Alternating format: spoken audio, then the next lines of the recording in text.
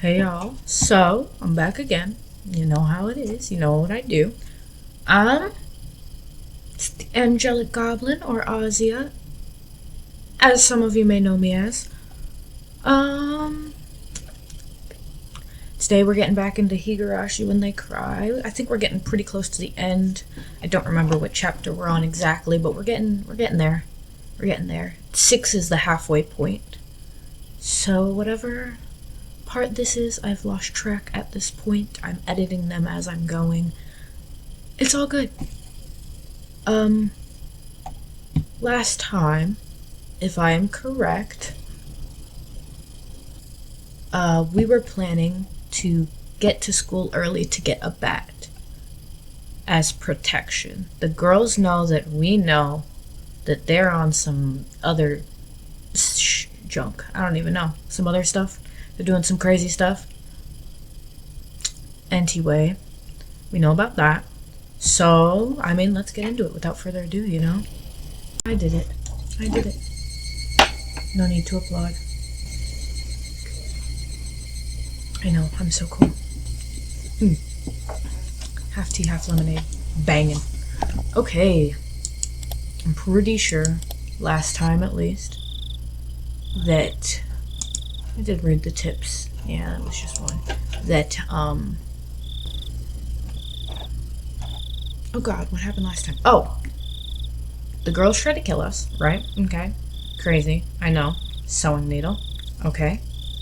And on top of that also, not only murder, but, what was the other thing? Oh, okay. So after that, they were acting all weird, and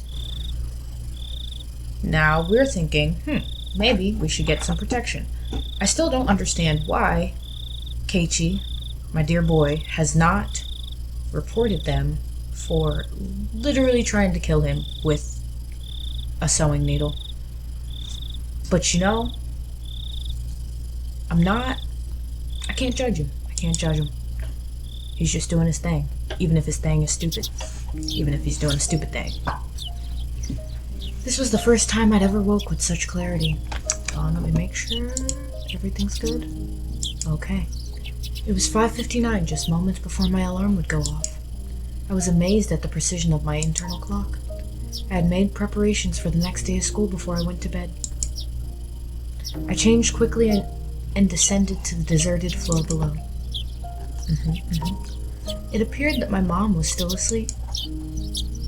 Neither breakfast nor lunch was ready. Yesterday, I just unilaterally declared that I would be leaving early today, so it couldn't be helped. I slathered jam on some bread and topped it with instant cocoa. Just as I was finishing up my breakfast, my mom rose groggily from her slumber. Hey, Keiichi, you're up early. Is there some sort of school event? Not really. Answering bluntly, I picked up my bag and stood after stuffing 2 slices of bread down my throat. You're leaving already? What about lunch?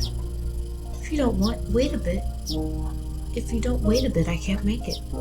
If I wanted her to make my lunch, then it would end up being the same thing as usual. If I did that, it would raise the chances of me running into Reina and Leon on the way. Yes, from today onwards, I was going to go to school alone. I'll be fine for today. And what will you do for lunch? I'll slip out and buy some bread or something at the store. Really? And here's some lunch money. Be sure to bring me back the receipt. I took the 1,000 yen bill from Mom and slipped it into my pocket. It's pretty early. Is Reina-chan up this early as well? No, just me. Did you tell Reina-chan that you're leaving early? I have no reason to tell her every little detail now, do I? Finding it difficult to answer the onslaught of questions, I made an annoyed face. Tell Reina that I went ahead when she comes. Hey, Keiichi, wait. It's not that I don't trust my parents. I just couldn't rely on them. Yeah, if he relies on them, they'll probably die or something. I don't know. They couldn't help me. I could only hope that they didn't get involved. Oh, I scrolled the wrong way. It was safer that way. Was it? Is it? My mom's annoying voice was cut off by the slam of the door. For the first time since I moved here, I headed down the road to school alone. Good. We're learning. We're learning. These are the things we need to know. These are the things we need to learn. Up until now, I had always walked down the same path at the same time each day, so I always met with the same people at the same places. But today was different. I didn't meet the people I would normally, and nobody was at the places where I could have normally met them. Of course, Raina wasn't in the spot where we usually met, and there wasn't anyone at the spot where we would have met with Mion. The length of the tree's shadows, the morning air, and the brightness of the sun was a completely different type of morning from what I was used to. Without a doubt, it felt strange. It left me with the impression that I had destroyed the illusion Hinamizawa had set up for me before it had enough time to prepare all of the props needed to deceive me. My, Keiichi-kun, you're so early today. Is everyone meeting early this morning?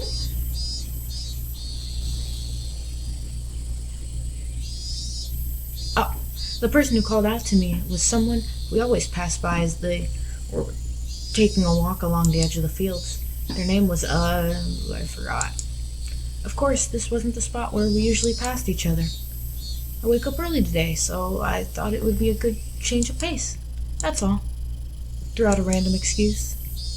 What about Reina-chan and Mion-chan? Are you by yourself today? I should have done an old lady voice from the start. Well, yeah. I was being asked the same type of question my mom was asking, so I answered them in the same uninteresting, vague manner.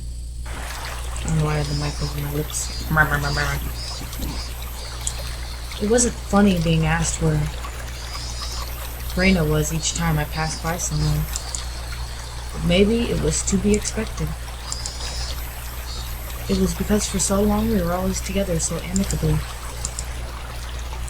Even I felt that if I let my guard down, we could still be friends. Stop it, Keiichi. Don't think about that anymore. You spent all day yesterday thinking about how dangerous it was to go soft, didn't you? It was very dangerous. They did try to kill him. No, I was walking lost in thought. That horn was way too close. A mechanical behemoth barreled out at me from behind, catching me completely off guard. By the time I turned around, the van's hulking chassis was almost on top of me. I've seen plenty of cars veer to the opposition shoulder to avoid pedestrians, but this car was doing the opposite. Oh! It felt like there was somebody on the opposite shoulder, and the van was swerving in my direction to avoid them. That blissfully ignorant train of thought delayed me from realizing something much, much more important. That large mess was hurtling right at me. Was it going to hit me? The inside of my head instantly flooded with a painfully cold liquid. In that moment, the scene before me, no, time itself had frozen. In the silence of that frozen moment, I compared the van up close that I had no way to dodge it. In my body, the upper half twisted awkwardly in order to look behind me. There was no way I could dive out of the way in my current position. If I lost focus now, this moment would unpause, and I would probably be plowed over, caught in this silly pose. Bend my upper body over towards the paddy by the side of the road.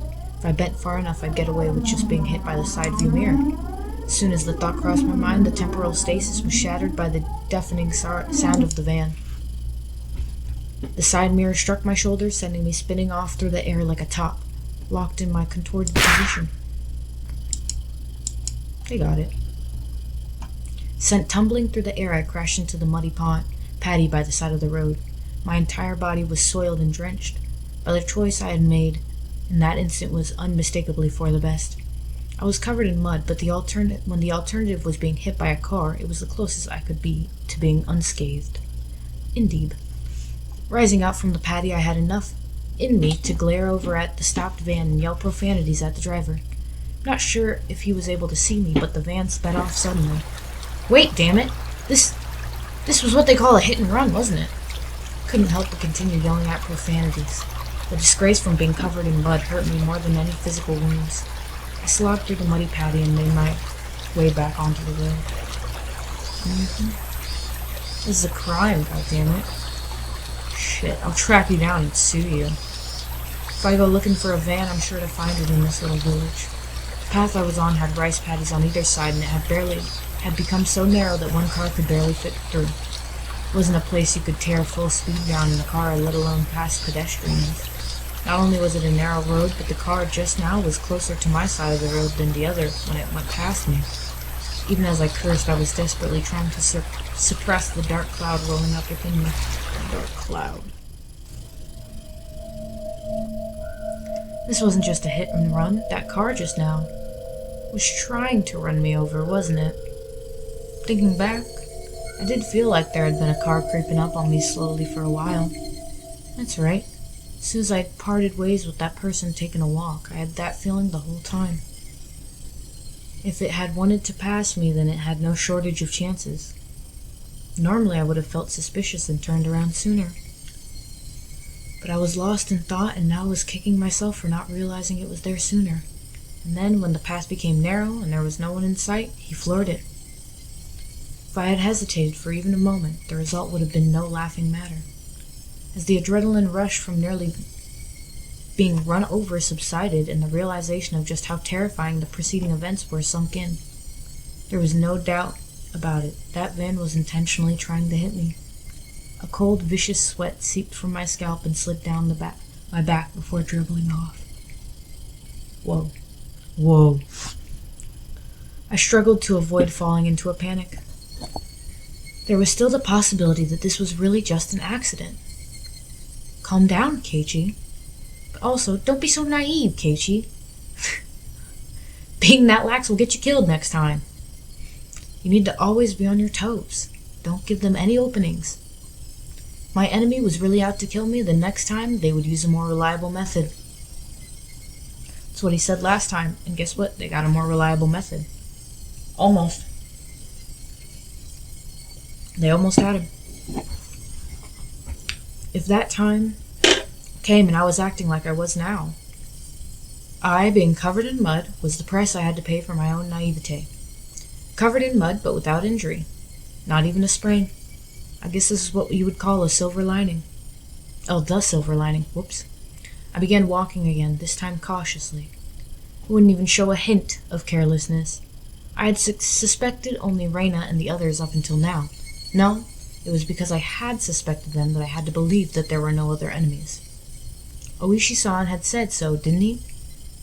There was a possibility that all the families of the village were involved. Was I really mirrored so deeply in this situation that I had no choice but to try and carry on as usual? Wouldn't it be safest just to hold myself up in the house?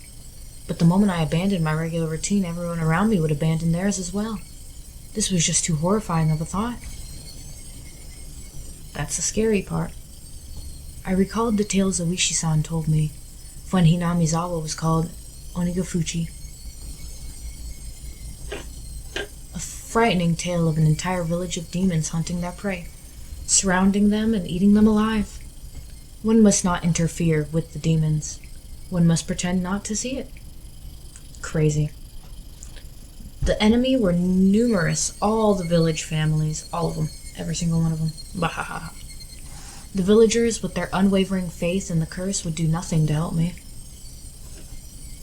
Nope, they wouldn't, because then you'll get got. You can't play with them demons, baby. The strong sudden flash of sunshine made me slightly dizzy. I had no idea what was going on anymore. When I suspected it was work of man, I would catch a glimpse of Oyashiro-sama's curse. When I suspected it was Oyashiro-sama's curse, someone would poke their head out. What was coincidence? What was intentional? Who was my enemy? Who was just a bystander? No, what I really truly wanted to know was how did I end up with the proverbial bullseye painted on my back? Eventually, an answer in a form I could understand will appear. I don't care when that will happen, because until then, I cannot die. That alone fueled my resolve to fight. And, well, kept me alive. Keep me alive. Whoop. Whoop. Go get that baseball bat, boy. Go get that baseball bat, boy. Remember seeing the metal bat in the gym storage shed, but there was a padlock on the door barring my entry. At the very least, I wanted to get my hands on it before everyone else arrived at school. I circled around the school grounds impatiently, but all I could find were things like pieces of lumber, nothing that I could bring into the classroom easily. Then I had an epiphany. I should search inside the classroom. If there was something in the classroom to begin with, then there wouldn't be a problem. Excuse me? I could tell that everyone's indoor shoes were still in their lockers. Good thing I came early. Nobody else was here yet. I wondered, what could I find in the classroom? I didn't think I could find any especially effective weapon like a bat, but it couldn't be helped at this point. Until the gym storage shed was open, I needed to find a substitute. A lingering hint of naivete whispered that there was no way I'd be attacked at school, but such soft ideas would no longer protect me. To think that they were slowly making their way into parts of my life that I had once thought impenetrable. In the worst case, my own house might not be safe anymore. That was an incredibly frightening thought. But I believed that not considering the worst case scenario would have been even more frightening. Anyways, I will survive. As long as I live, then I will definitely be able to escape this labyrinth of nonsense. Definitely.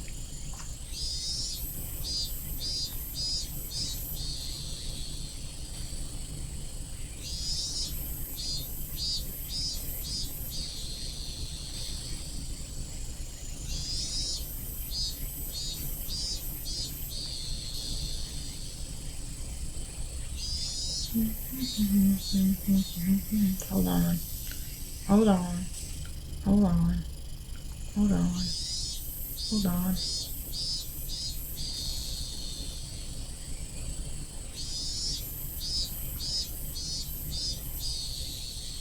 Cool. Good. Gucci. Gucci like a Gucci. My exploration of the classroom came to an impasse. That much was to be expected. There was no way there would be anything that could be a weapon in the classroom. In case of emergency, there was probably nothing I could do but swing my own chair around. My gaze landed on the lockers that had come to be used for personal storage. The locker that Mion used to store her pile of games was among them. There was one for each person in the class, all lined up. Of course, there was one for me as well. Oh yeah, there was supposed to still be a tracksuit in my locker. Seeing me covered in mud would be strange. I should go change later. But first, I needed a weapon. If one of my classmates came, it would be hard to rummage through all the lockers. I swiftly began opening lockers one by one. They were mostly just filled with things like gym clothes, personal items, and umbrellas. An umbrella! If I couldn't find anything better, then this would have to be my weapon. I was about to give up on finding anything decent when I opened a locker that held exactly what I wanted. It was without a doubt a metal bat. It was well worn and pretty beat up, but there was no doubt it was usable. In that locker that reeked of mold, there was also a hung baseball uniform. It's probably the locker of a student in a Pee-wee league or something like that. If that was the case, then he'd probably ask for it back. At that time, I could hear the voices of the children scuffling their ways noisily in from the hall.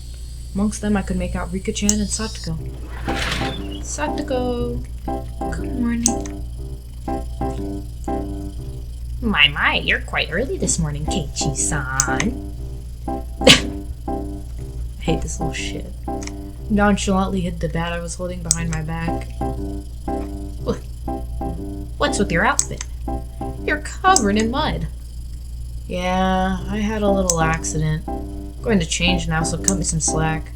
With that said, I began taking off my clothes. Satoko began to blush, just as I expected her to. Changing in front of a lady? Have you no tact at all? I would think that a lady staring at someone who is changing would be the one lacking in tact. There's no changing room for the boys, so just deal with it. As Satoko feigned disgust, she went into the hall, still blushing. Conversely, Rika-chan continued to stare at me, preparing to change. If Rika-chan is a lady as well, then I don't think it would be appropriate for you to be watching. I'm not a lady, so it's fine. She deliberately pouted and looked at me, upturned eyes. Oh, you're right there. Whoops. I'm looking in the wrong direction. Then, starting now, you're a lady. If I'm a lady, then I suppose I must. Rika-chan, appearing to be satisfied with being considered a lady, made her way to join Satoko in the hallway. Just as I breathed a sigh of relief, Rika-chan stopped suddenly and turned back towards me. Are you going to start playing baseball? It seems that Rika-chan had noticed the bat. Yeah, just, it's feeling a bit out of shape. So I thought I'd try practicing my swing. I think it's wonderful you're taking care of your health. She was talking like an old lady, despite her appearance. After saying that, Rika-chan started to leave again, but stopped and looked back at me once more. Please don't lose that bat. It seems she already knew I took it out of someone's locker. There was no name on the locker door. Don't know whose bat it was, but I would be borrowing it until they complained. Wouldn't be for long, just until the gym storage shed was open. After quickly changing into the track suit, I checked the time. Still had plenty of time before class begun because I came so early. Took the bat in one hand and went out to the schoolyard. That was, of course, to practice my swing. Needed to make it known I would always have a bat on me so I could practice my swing. At some point, the sunlight had become even stronger. Disregarding my classmates as they made their way to school, I took my position in the shadow of the school building. I wasn't the academic type, and I wasn't much of an athlete either. Might get muscle pain if I suddenly started swinging. Should at least start out with some warm-ups. Doubt anyone would think I was doing something out of the ordinary. Which was the exact opposite of my actual mental state. I gripped the bat and swung lightly. The bat was by no means light. The weight would make a reliable weapon when I needed it to be. Of course, I could only pray that the moment I needed to use this weapon would never come. You can. Just carrying it around could deter attacks against me. At least that's what I hoped. Hoped. That's in the past tense. Oh, there they are. Huh? Kei-chan? What are you doing? Being bombarded with such a hysterical voice, I jumped. Whoa, Keiichi-kun, are you on the baseball team? The baseball team? Oh, the baseball team. It was Reina and Mio. I was surprised to hear you went off ahead. What are you doing, Kei-chan? Can't you tell by looking? I'm practicing my swing for the championship. You can say it's part of my diet if you want. Diet? Kei-chan, are you really that fat? Bet you didn't know. I actually have a beer belly. It's plump and it jiggles. You nasty. Plump and jiggles? Reina, you don't have to imagine something weird like that. Oh. Plump and jiggles? You nasty. To disrupt Reina from imagining something that vulgar, I ruffled her hair messily. Well then, hope you make it to regionals at least. This old man will cheer you on. Regionally speaking, it seems that Oshima High is pretty strong. They say they're southpaw.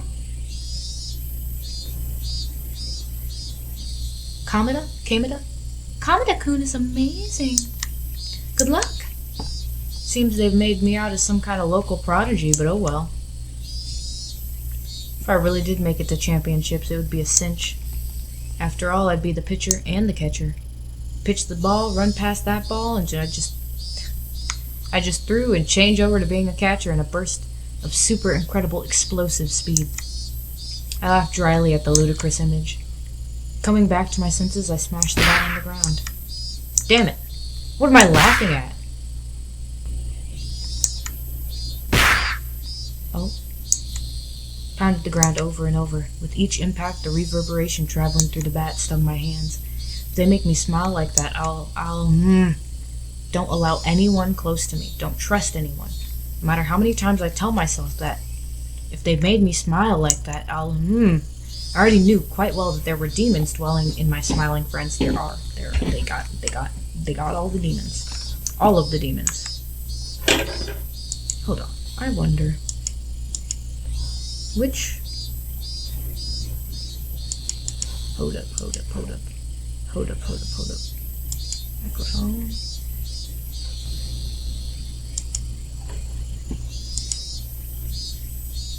Huh. Okay, whatever. I don't know. Woo! But I just couldn't believe that. Did they kind of split personalities? Did that kind of split personalities really exist? Like how Reina confessed to the doctor?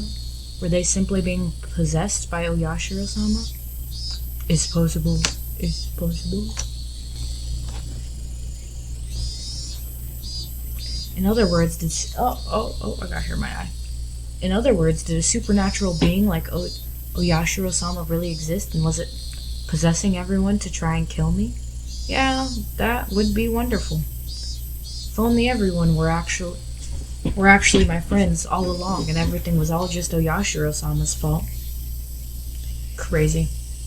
Crazy. You damned fool, Keiichi Maebara. Come on now! I yelled out, drawing out all the power from the pit of my stomach, and I raised the bat violently into the air. Stop being so soft! As I screamed out with all my might, I beat the metal bat into the ground over and over.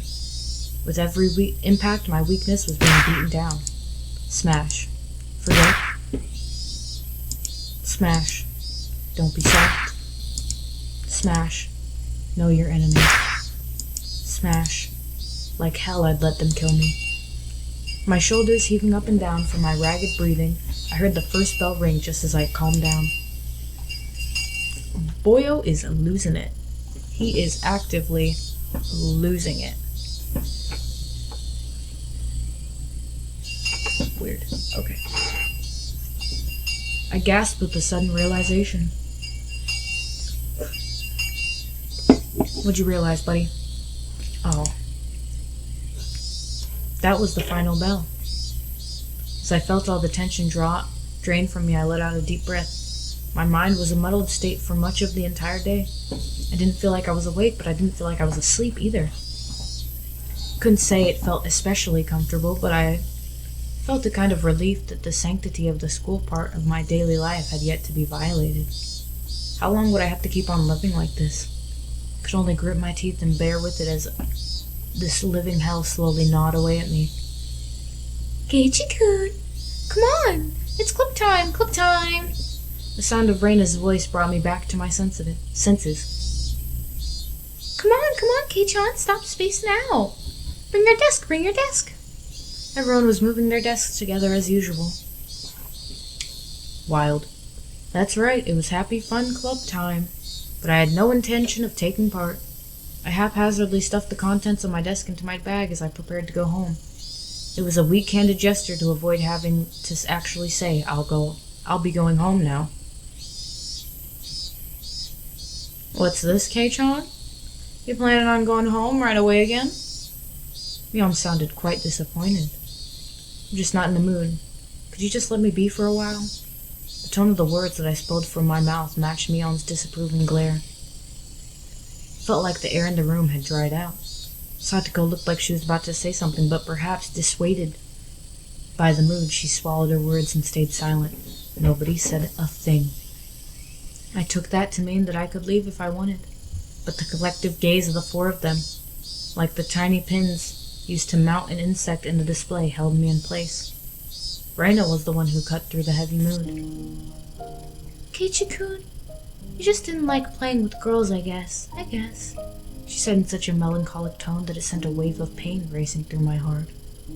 If this pain was going to kill me, I wanted it to be the soft part of me that could still feel pain. I tore at my chest violently, tearing out the pins that held me in place. That's not it at all. I'd only be hurting myself by saying anything more, so I swallowed my words. Cutting things off there, I turned away and exited the classroom. They didn't speak a word to me as I left. Oh, girl, don't play. Don't play.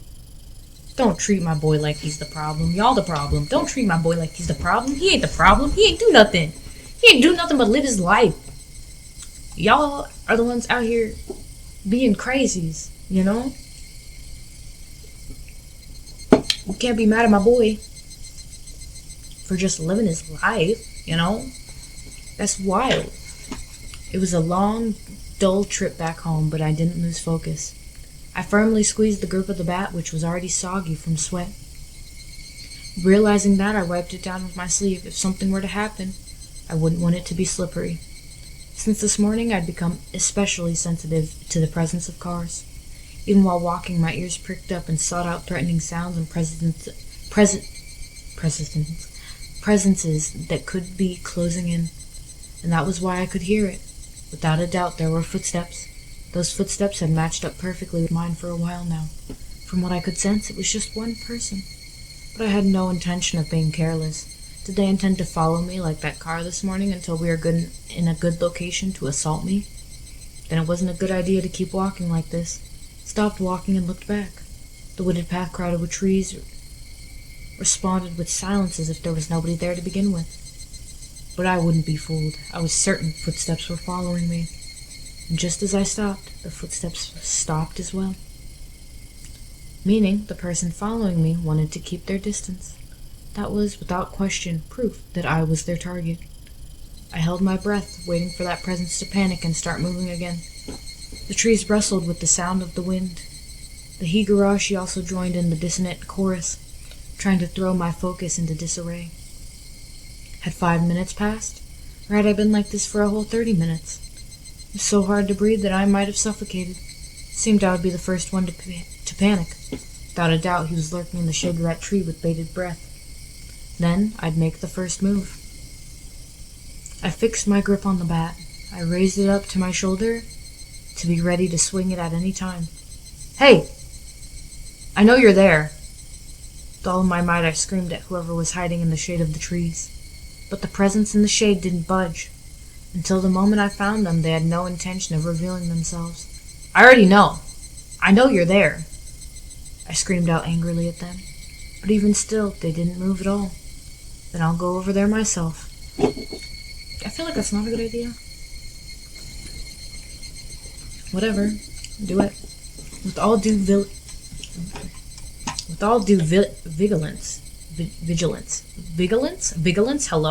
vigilance, I approached step by step. Stepping into the tree's shadow, I saw a human figure there.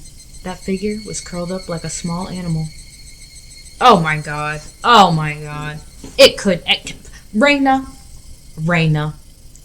When she realized I had found her, her expression softened. She seemed apologetic but wasn't going to speak a word. "Did you have some business with me?" Wouldn't accept that silence and screamed the question at her. "Not really. It's just, Raina was in a panic with tears welling up in her eyes, but it was obvious that she had been following me. "What about the club?" Since you're not, I'm not." "That shouldn't matter. Don't mind me and just play." But I'm just worried about you." Ma'am, you tried to kill me. You're worried about me? You're worried about me. I'm worried about me. You are not worried about me. I do not believe that. I don't believe it." Thinking about how I'd been acting up until now, it wasn't hard to imagine that my behavior could have been perceived as strange. So Raina was concerned. At a quick glance, that's how it would seem. But I wasn't going to let my guard down that easily. Even if that was really the case, she still wouldn't have to do something like this to try to tail me. She should have called out to me when I was leaving and gone outright with me. But Raina didn't do that. She kept her distance from me and matched my walking speed. On top of that, she matched the sound of her footsteps and deviously tried to hide her presence from me. Then, after she realized I noticed she was there, she held her breath as she tried hiding from me. She wore a timid expression that would force one to take pity on her, but without a doubt, she was tailing me. "Stop following me." Oh. Still glaring at Raina, I continued walking onwards. After I had walked for a bit, she ignored my command and began walking once again. So I yelled at her once more. "I told you not to follow me." But my house is in the same direction." "Then walk ahead of me. I'll start walking once I can't see you anymore."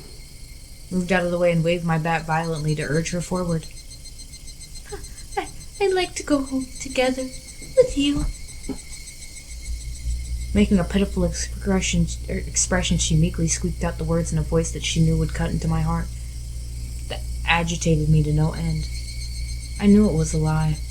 If you wanted to go home together, then you should have called out to me. Now you're just blurting out random lies. I'm sorry. It seemed that the seething anger within me was written all over my face. As it should be. Even without me saying anything, Raina had understood what I was feeling inside. "If you get it, then go." I swung the bat, urging her again to walk. Raina looked back and forth between me and the bat and started walking hesitantly, then stopped again. "Don't do it." Don't do it. Go on then. Hurry. I'm going. So please stop with the bat. It's scary. Reina guarded herself while pointing at me holding the bat. She may have realized that I wasn't planning on using this bat for baseball. Lowered the bat, but still guardedly opened the way for her. Go. There's no problem now, is there? There was nothing else she could protest. She passed by me timidly, so as to not set me off. As I watched her pass by, she stopped completely after having barely moved at all.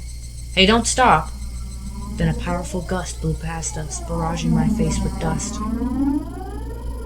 The dust got into my eyes and clouded my vision. While rubbing my eyes with my left hand, I swung blindly with the bat in my right, protecting the small opening I had presented. But Reina didn't even try to attack during that opening. Attack me? No, she hadn't budged an inch. I could tell from the sound of her fluttering skirt in the wind. As her skirt settled, so did the silence. At that moment, the voice inside me immediately warned me of impending danger. I was caught by surprise. The smell of the air had changed. Without me realizing it, the air around me suddenly felt like a calamity was about to befall me. It was like the air had suddenly become invisible concrete, like Reina and I were locked in this space. Reina didn't move an inch. Also unable to move, I stared at her back. Don't do it. Don't do it. Reina was the first to break the silence. Instantly, she altered her stance. I felt like I had just witnessed her shift from Reina into the other person who looked like Reina. But the voice was one I knew well, which filled me with that kind of bewildering pity. Carelessly, I felt relief upon hearing that pitiful voice. Well, excuse me, but, can I ask you something? Oh. Well, excuse me, but, can I ask you something? Too shy to even turn around, Reina squeezed her voice out desperately as she trembled. What? Well, why do you have a bat, I wonder? The question Reina asked was by no means unexpected. I can carry whatever I want. But you didn't have one up until today. Well, why so suddenly? It's alright if I decide to do something suddenly, isn't it? Is it strange that I have a bat? Because, Keiichi, you're not the kind of person to play baseball. It's weird. Couldn't tell what kind of an answer she was looking for, and I was getting tired of answering her. Just suddenly got the urge to play baseball. Is that so weird? It's weird. She answered instantly, and that annoyed me slightly. I just suddenly wanted to play baseball, and I wanted to practice my swing, so I'm carrying around a bat. What's strange about that? Strange. Weird. Definitely. Why is Keiichi-kun also? Your ramblings are annoying me. Is it that strange for me to have an interest in sports? I tried to sound a bit more threatening to end the conversation. Oh my goodness. Until my suspicions about Reina were cleared, I had no obligation to answer her questions. I'm sorry. Don't get so angry. Reina still didn't turn around and spat out words of apology one after the next. Just one last thing. Tell me one last thing. I don't feel like talking anymore. Hurry up and go. I yelled loudly at her, causing her to flinch like she had been struck. Seeing her in such a pathetic state caused my heart to ache sorely. But even though she was afraid, she stubbornly kept herself from moving. Before I was able to threaten her again, Reina asked her final question. Why is that bat the same too? What did she mean by the bat was the same? I had no idea what she was talking about. What are you saying? I mean, why is even the bat the same? I don't understand what you mean at all. Say it clearly. Even still, Reina didn't turn around. After inhaling deeply, she screamed. I mean, why is even the bat the same as Satoshi-kun's? Struggling. Satoshi? Being... huh? Upon hearing that name out of the blue, I became dumbfounded for a brief moment. By Satoshi, did she mean the student who transferred out last year? No, that couldn't be. Reina had tried to cover it up by saying he transferred, but Oishi-san told me he quite clearly that he was missing. He was the student who sat at my seat up until last year. He was believed to have been demoned away by Oyashiro-sama's curse. I don't know the details about his disappearance. The aunt he lived with was killed the night of the Watanagashi by a drug addict, and not long after that, he suddenly vanished and was now missing. That Satoshi and I were what? My gaze fell to the bat in my hands. Could it be Satoshi Hojo? It was difficult to see, but that was what was written on white tape at the end of the bat. I see. So this was Satoshi's... Satoshi? This was Satoshi's bat. Since nobody was using it, I borrowed it. It's not a problem, is it? But that's not it! The way Reina said that made it seem like this bat was something that should never be touched. Like it was some sort of offering at a shrine or a memento of the deceased. I could only stand there, perplexed and unable to respond. Reina continued speaking without waiting for a reply. Why is it that you're doing the exact same thing Satoshi-kun did when it happened to him? Reina was talking about more than just the bat belonging to Satoshi. It was the same with Satoshi-kun. He joined the baseball team, but he didn't really like baseball. What does that have to do with me?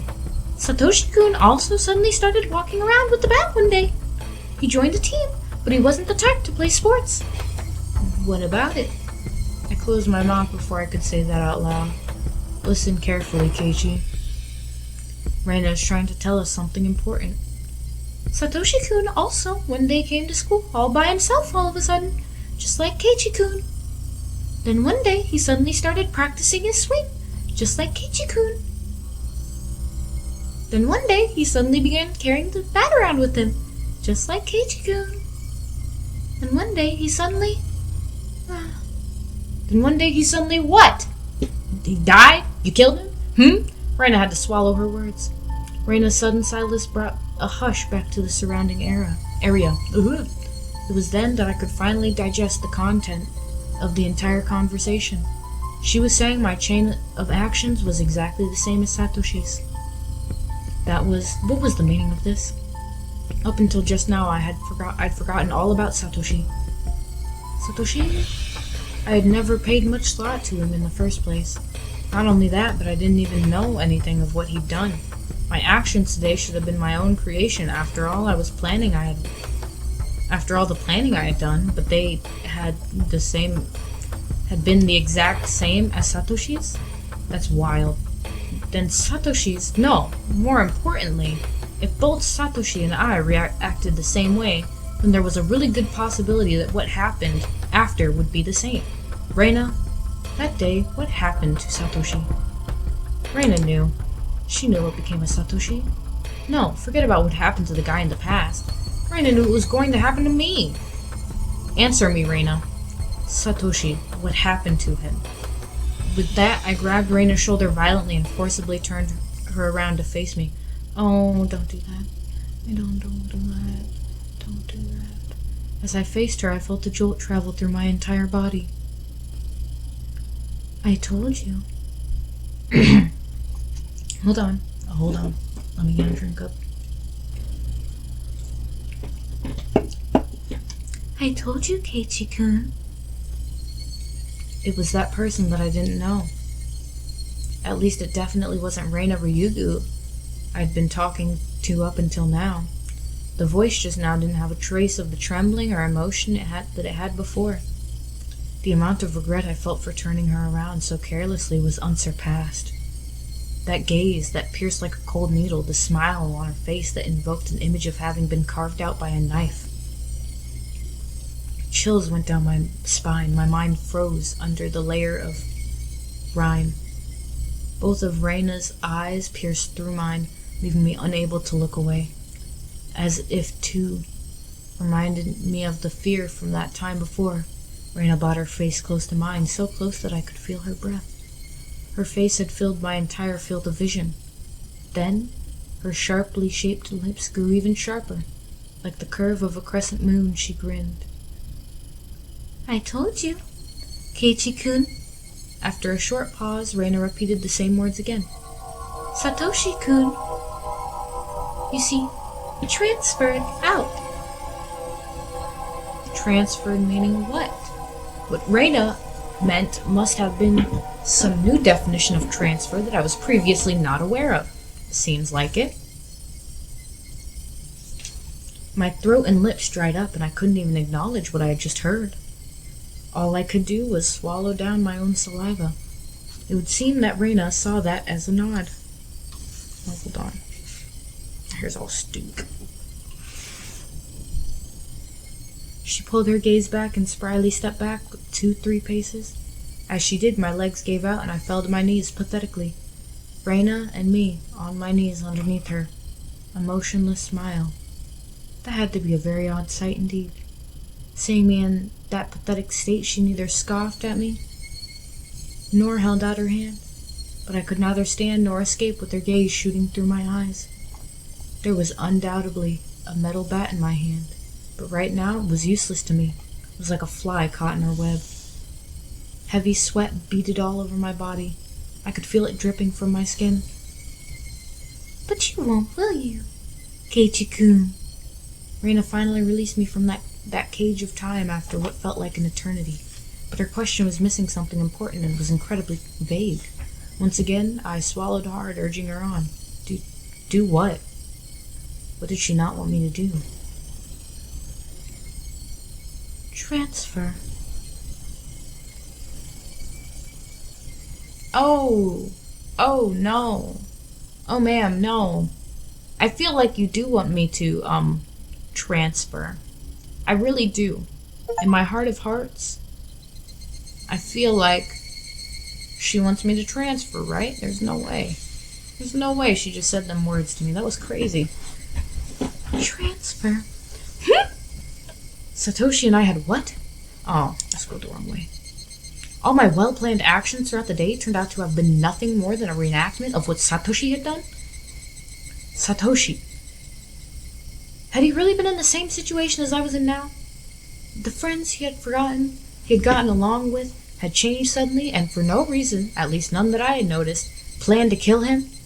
Then, fearing for his life, as I am, he got a bat to protect himself and carried it around every day to practice his swing. And then one day, suddenly, he transferred. My blood went cold, causing a prickling sensation to course through my veins. Starting near my heart, it radiated outwards from the top of my head to the soles of my feet, chilling every part of me without recourse. What did she mean by transfer? What did she mean by transfer? Was Satoshi still at wherever he transferred to? Was he the only one who would be able to understand me? Would he be able to tell me why it all ended up like this? More importantly, where did he transfer to? What did she mean by transfer? What did she mean by transfer? Sir, if you don't know what she means by transfer, I'm just gonna say you're a little stupid. Respectfully, he's either dead or kidnapped. One of the two. There's only 2 options, and none of them are actually transferring. Before I knew it, I was out my front door. The frigid knob was hard to turn. Was nobody home? Wasn't that odd of an occurrence? I reached into my pocket and pulled out the single key attached to my fur seal cane. My fur seal keychain.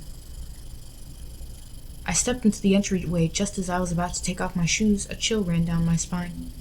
Someone had entered right behind me, like a classmate messing around, standing right up against my back.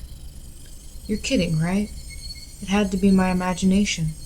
Logically speaking, it was impossible for someone to be able to hide their presence within my personal space all the way through the door. But there was undoubtedly someone behind me. Hey now, Keiichi. How do you know they're there, even though they're behind you? Because I could hear the sound of flowing hair. There's no other reason I'd hear that sound. That was the presence. Because I could hear the sound of them blinking. Keiichi Maebara, there's no way you could hear that. It was mostly instinct than anything else. That was warning me of a presence. Common sense was telling me that it was just my imagination. It was just my imagination. There was nobody behind me. I began to erase the mental image of an eerie figure standing behind me. But at the same time I asked myself, if there was nobody, then what was I feeling? as an uncomfortable sensation crawled up my spine. Actually, wouldn't it be better if there was somebody there? If there was nobody there when you turned around, would you be able to accept that? I'd be able to answer all those questions just by looking behind me, but I didn't have enough courage to even do that simple task. Alright, I could try speaking to them. The person behind me might answer me. It's a random thought. I didn't care how I went about it, just as long as I didn't have to turn around. If I had calmed down and thought about it, I would have known that wouldn't have solved anything. Who is it? I spoke in such a hoarse, broken voice that I couldn't believe it was my own. I could almost feel them contemplating their response. I felt it. There's no way I should be able to do that. Calm down, Keiichi, it's all in your head. That time, I was certain I heard it. As if hesitantly trying to answer my inquiry, I was certain I could hear the sound of somebody inhaling. I heard it. I heard it. I heard it clearly. It was a girl. A young girl. I didn't know who, but a tiny speck of courage in me, however reckless it was, inspired a primal yet fitting solution to this predicament, a scream. All the force in my body released from my lungs and through my throat, seizing all thought process in my head. Suppressing all my thoughts and emotions, I began to collapse like a house of cards, somehow managing to twist my body and look back as I did so. It was definitely there. Right there. Somebody was there. Until the moment I turned around, until I brought the area behind me into my field of vision, they were definitely there. Falling face up, my eyes traced the remnants of the presence suspended in the empty space. It couldn't be. They were invisible. They looked like they weren't there, but they were actually still standing there. As I screamed, all the emotions I was holding back burst free in a violent wave. However, I decided calm as my emotion dam collapsed. The turbulent wave of pent-up emotions was skillfully diverted into a torrent of aggression. That emotion was definitely required to extricate myself from the bizarre situation happening right in front of me. In my state of heightened lucidity, I entrusted my body to the fury. The metal bat held firm in my hand as if drawn there by a magnet. A mid-level sweep would be the hardest attack to dodge. I remember reading something like that from a book about swordsmanship or something. I brandished my will to fight, the after-image of what amalgamation of mental flashed as it swung from left to right, beating against the entryway. Oh, there was actually someone there. The bat slammed right into the wall, the tip rebounding violently. Very calm, I transferred the force of the rebound into a sweep to the left. No, there was no one there. The door of the shoe cupboard was split into pieces. Those two swings whiffed through empty space, but they seemed to have a great psychological impact on the enemy. I could feel the panic emanating from that space. The attack wasn't the only thing required. I extracted the bat from the cupboard it was embedded in and screamed as I spun my entire body around in a large arc. My scream shook the air, imbuing my furious swing with even more destructive power.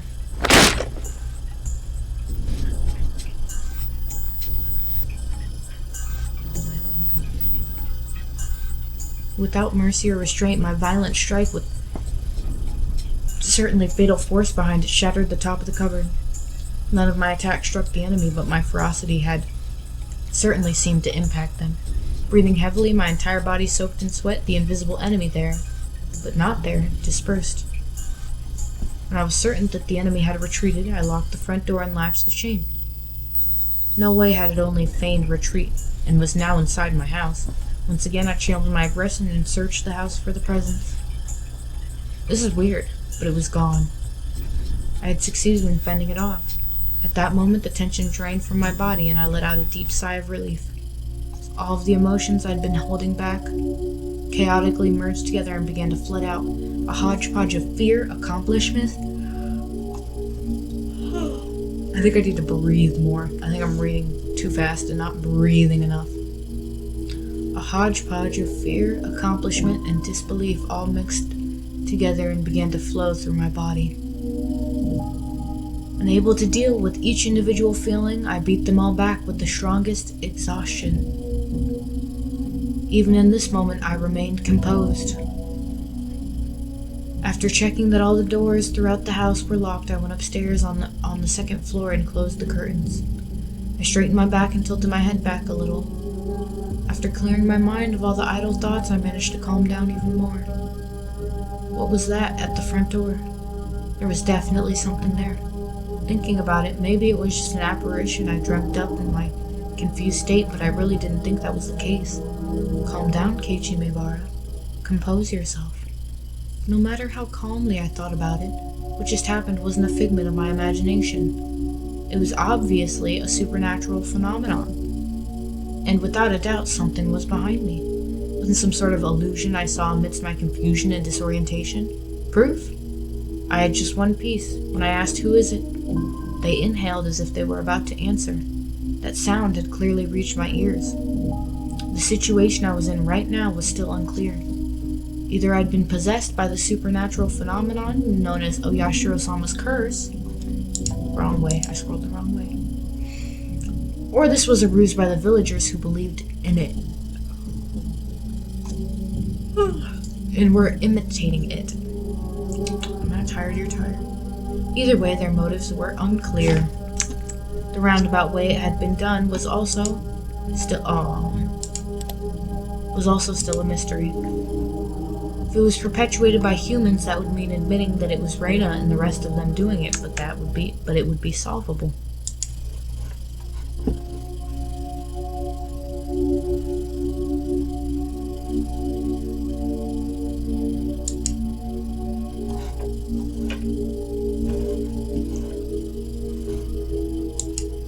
Man.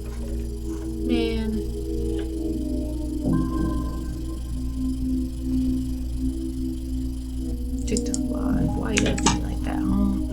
Why you gotta do me like that, man? None of this is copyrighted.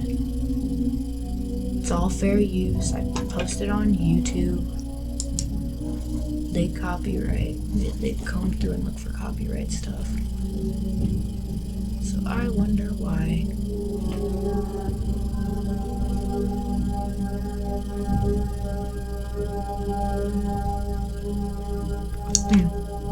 I wonder if there's any way to tell if they did appeal it.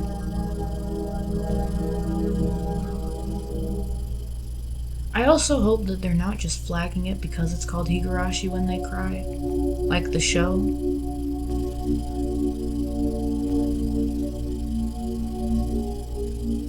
You know what I'm saying? Hold up, let me pause my... If it was perpetuated by humans, that would mean admitting that it was Reina and the rest of them doing it, but it would be solvable. Oishi-san and the rest of the police would surely arrest my enemy, but if it was a manifestation of Oyashiro-sama's curse, I wondered what would happen. Oishi-san very clearly declared that the curses didn't exist. At that time, those words were pretty dependable, but as things were now, the rising possibility that the perpetrators were not human, he suddenly seemed quite unreliable. If I told Oishi-san that this was the work of Oyashiro-sama's curse, what would happen? I couldn't imagine his reaction, but it would go without question that a void would expand rapidly between myself and Oishi-san. With me having so few allies to begin with and not being able to confidently declare whether or not this was a curse or not, there was no merit to doing that. There is merit! There is merit! Here's the thing. Not merit for doing that, but he shouldn't even be in this situation in the first place. The second that he got mochi and he found a sewing needle in it, he should have called Oishi and been like, "Yo, one of these was Reina's, the rest were allegedly Mion's grandma, okay?" And then at that he could just be like, Oishi could be like, "Oh, yeah, that's weird. Maybe we should go and investigate that." You know? Instead of just like not doing any of that, just keeping it to yourself. Hello? Why would you do that? Why would you do that? Why would you ever? Why would you ever? But this is a whole different story. I don't know if Ro is going crazy or not. Or did Reina stab him? Like, did she inject him with the stuff? The nastiness? I don't know what it's called, but the stuff. The stuff. It would be better if I didn't add what happened here to the memo behind the clock. There was still the ever so slight possibility that I was actually confused when I thought I was composed, and I was just going berserk in the entryway. I think you went berserk. I think you lost it. How wonderful would that be if that was really what happened? I'd be able to refute Oyashiro-sama's curse. But if I denied Oyashiro-sama's curse, then that would mean admitting that Reina and the rest were the perpetrators. Yep. If I said that Reina and the rest weren't the perpetrators, then that would mean believing in Oyashiro-sama's curse. By denying both of those, I would be admitting that I, myself, was losing it. I think you are, still, regardless of anything happening. 3 options from which I couldn't choose became a trilemma. Trilemma is a new word. Trilemma of sorts. They mixed together and formed a whirlpool in my mind, making my head spin. Once again, I straightened myself and leaned my head back to slightly cool myself down. Calm down, Keiichi. Accept what has actually happened as reality. Stop thinking of anything more than that. But I couldn't help but think of it. How wonderful would it be if it turned out I was delirious and everything up until now was a figment of my imagination? Oyashiro-sama's curse wouldn't exist and I would still be the bestest buds with Reina and the rest. If only. I would have to be crazy. That was the first time in my life I'd ever wished for such a thing. Being crazy is fun sometimes, but not this kind of crazy. This kind of crazy is not. The phone rang noisily downstairs. Generally, there were no calls for me, so I never really answered the phone much. But since my parents weren't here, I had no choice. Oh no. I squirmed off the bed and went downstairs. Please stop it. Please. Please. Please. Thank you. Hello, this is the Maybara residence. Keiichi, this is Mom. I intuitively had a bad feeling about this. It's because I thought she was going to ask me to go out and buy some things. So I took the initiative. What? I don't mind having instant noodles for dinner. There's still a lot of them. The other day we went out as a family and bought a whole case of cup noodles. Wanted to get a bunch of different kinds actually, but they refused since the individual packs were expensive. So instead I got a whole case of mega-sized pork bone and ginger flavored ones I liked. But my parents don't like strong flavors and didn't touch any of them. So the cupboards were still full of them. So you see, there really isn't a need to go shopping, right? Keiichi, I'm not asking you to go shopping. Both Mommy and Daddy have to go to Tokyo right now because of work. Huh? Right now? That was really abrupt. No, we're already here. We left this afternoon, bruh. What do you mean you left this afternoon? You just left him there and didn't say anything? It's quite a distance to Tokyo from Hinamizawa. Ma'am? Gunning at full speed down the highway would still take 6 hours. Dad has a license, but since he doesn't like the highway, they likely took the train. It would have taken much longer. I'm thinking you might understand since you heard us speaking last night, but it has to do with Daddy's contract. Right now, things aren't going so smoothly. Now that she mentioned it, I did remember that they talked all the time about how his job prospects weren't looking good. Daddy is really sensitive about things like this, so if we leave things as they are, it will affect his work. Part of my father's particularly fragile artistic personality is motions change as easily as the fall sky. Wow. Calling his dad out like that. Rude. Rude. You could also just say he couldn't take the criticism. But sometimes, something like that can be done over the phone. Keiichi, this is your father's job, so can you support him a bit, please? Anyway, it's just faster to talk about it in person.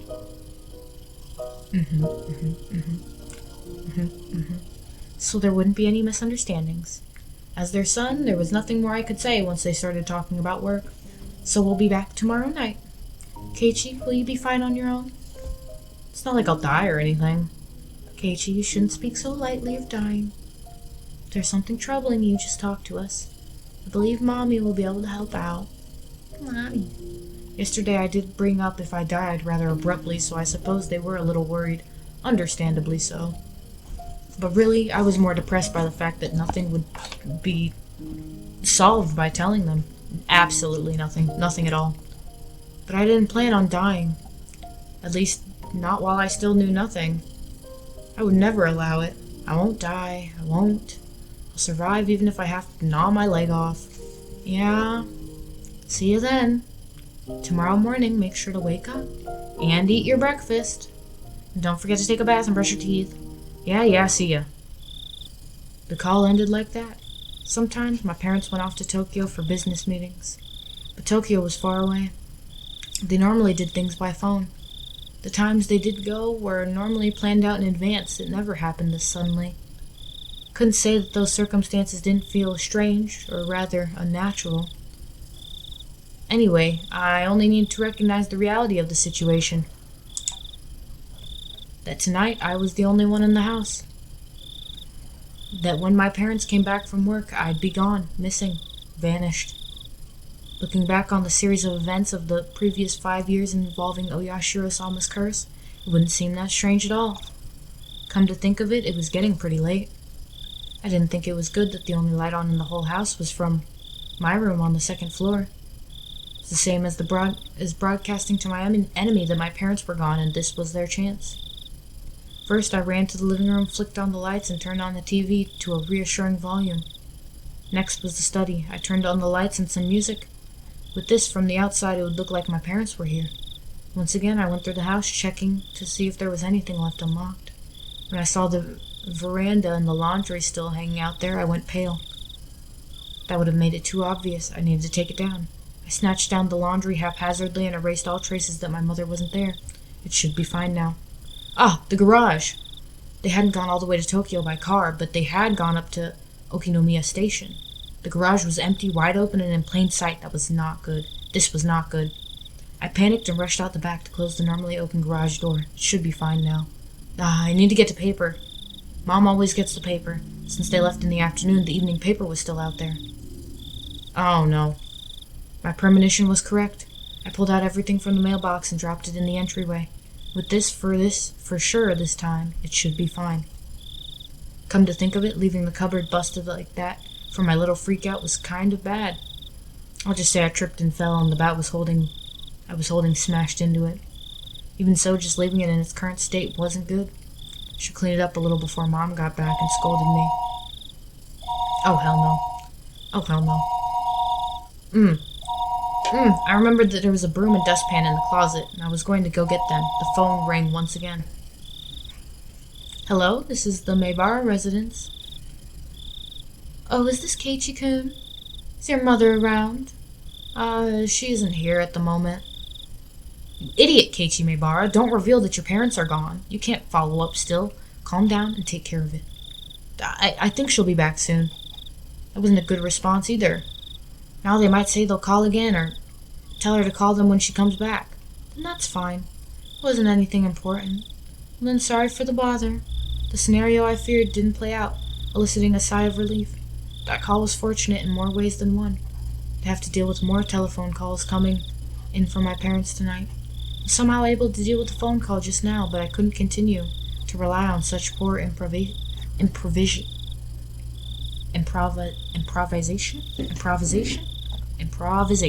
Okay, got it. Maybe. I needed to make up a good story to explain that my parents were home, but couldn't answer the phone at the moment. They were making tempura and couldn't step away right now. That wasn't good enough. They were sick and went to bed because they weren't feeling well. Was that going to be safe enough? I was thinking about it on the way back to my room when the phone rang once again. It's like they were calling because they knew I was going to lie. I didn't want to pick up, but I knew I had to. They'd suspect my parents weren't here. Should have just taken the phone off the hook under the pretense that I didn't realize that it was. But since the phone rang, I had to pick it up, prepared myself and lifted up the receiver. Hello? I stopped announcing that this was the Maebara residence. I had no reason to be kind to someone I didn't know the identity of. But unlike my uncouth voice, the person on the other side sounded goofy and lighthearted. Hello, my apologies for... Hello. My apologies for calling so late. This is Oishi from the Okinomiya bookstore. Oishi-san? Is that you, Maebara-san? Good evening. Good to hear you doing so well. Oh, wait just a moment, please. I grabbed the portable handset and rushed up to my room with it. It was the same no matter where I was since there was no one else home, but I wanted to be in a spot that I just felt a bit safer when speaking on the phone with Oishi-san. Sorry for the wait. How are things? Anything changed since then? Since then? When was that exactly? There was something about the brazen way he talked that rubbed me the wrong way. The last time I spoke with Oishi-san was 2 days ago. 2 days! 2 days! The day I stayed home from school, I met with Oishi-san on the way back from the hospital and was headed into town for lunch and had a talk. And after that, Reina and Mion came to check up on me. Whenever I spoke with Oishi-san, they always knew about it. It was like that since the first time I met him.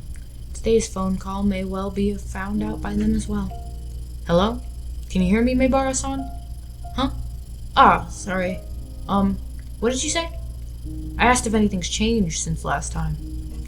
There wasn't an answer, so I got a bit worried. Not really. The word stopped in my throat. There was a ton of stuff that happened. All of it baffling. What should I talk about? I didn't understand any of it, but I should try asking. If I didn't ask now, I may never have another chance. This night, when my parents weren't home, I had no guarantee I would make it through the night safely after all. Well, Oishi-san, it seems that someone is after me. Really? It could all just be a coincidence, but the day I missed school, when I was sick, the two of them came to check up on me. Which two? Reina and Mion. They started asking about how I had lunch with you. What next? They left me some mochi when they came to visit, but there was a needle inside. Fortunately, I somehow didn't swallow it. Wonder, could that have just been a threat? About the needle. It was just one of those common sewing needles you see all the time. There was a hole to thread string through. Not that, Maebara-san, the needle itself. That's evidence. It could be used as proof that they threatened you. Where is that needle? That's right, that's it! I dropped the receiver and rushed downstairs. When I tossed the mochi, I had overlooked it out of terror, but the needle was a valuable piece of evidence. I had certainly thrown the mochi and the needle at the wall together. If it was there, then it would be on the living room wall. But my prudent mother had cleaned that living room wall, and there was not a trace of mochi left on it. Could it be it dropped in the gap between the wall and the carpet? Frantically searched by running my palm along the carpet, but nothing turned up. Tried moving around the sofa, desks, pulling up the carpet, then flapping it around. But I couldn't find the needle. I can't believe that he didn't keep it! Why wouldn't you keep it? Did my mom clean up everything without noticing it? It was just 2 days ago. I didn't know what day they collected the burnable trash, but it may still be in the trash bin in the kitchen. I rushed into the kitchen, opened the lid of the pail, and poured out the contents. But even at a glance, I could tell that it would be incredibly difficult to find the needle in this pile of trash. I was looking for a needle in a trash bag. I know, I'll try running my hand through it. It was a bit gross, but I was looking for a needle. If I felt a small prick, I'll be able to find it. It was a pretty tactless method, but it was the quickest. I held my breath and started striking the pile of trash with my hand. Filth flew about. There was nothing more disgusting than this, but it was not time to be concerned about such details. I continued on for a while, but nothing turned up. I wanted to search more thoroughly, but I was on the phone. I shouldn't keep Oishi-san waiting for too long. Later, when Mom got back, I'd have to ask her if there was a needle. I hastily began scribbling on the notepad affixed to the refrigerator with a magnet. Was there a needle? I scrawled the words with a red pen. I then dashed back up the stairs where I had been keeping Oishi-san waiting for way too long.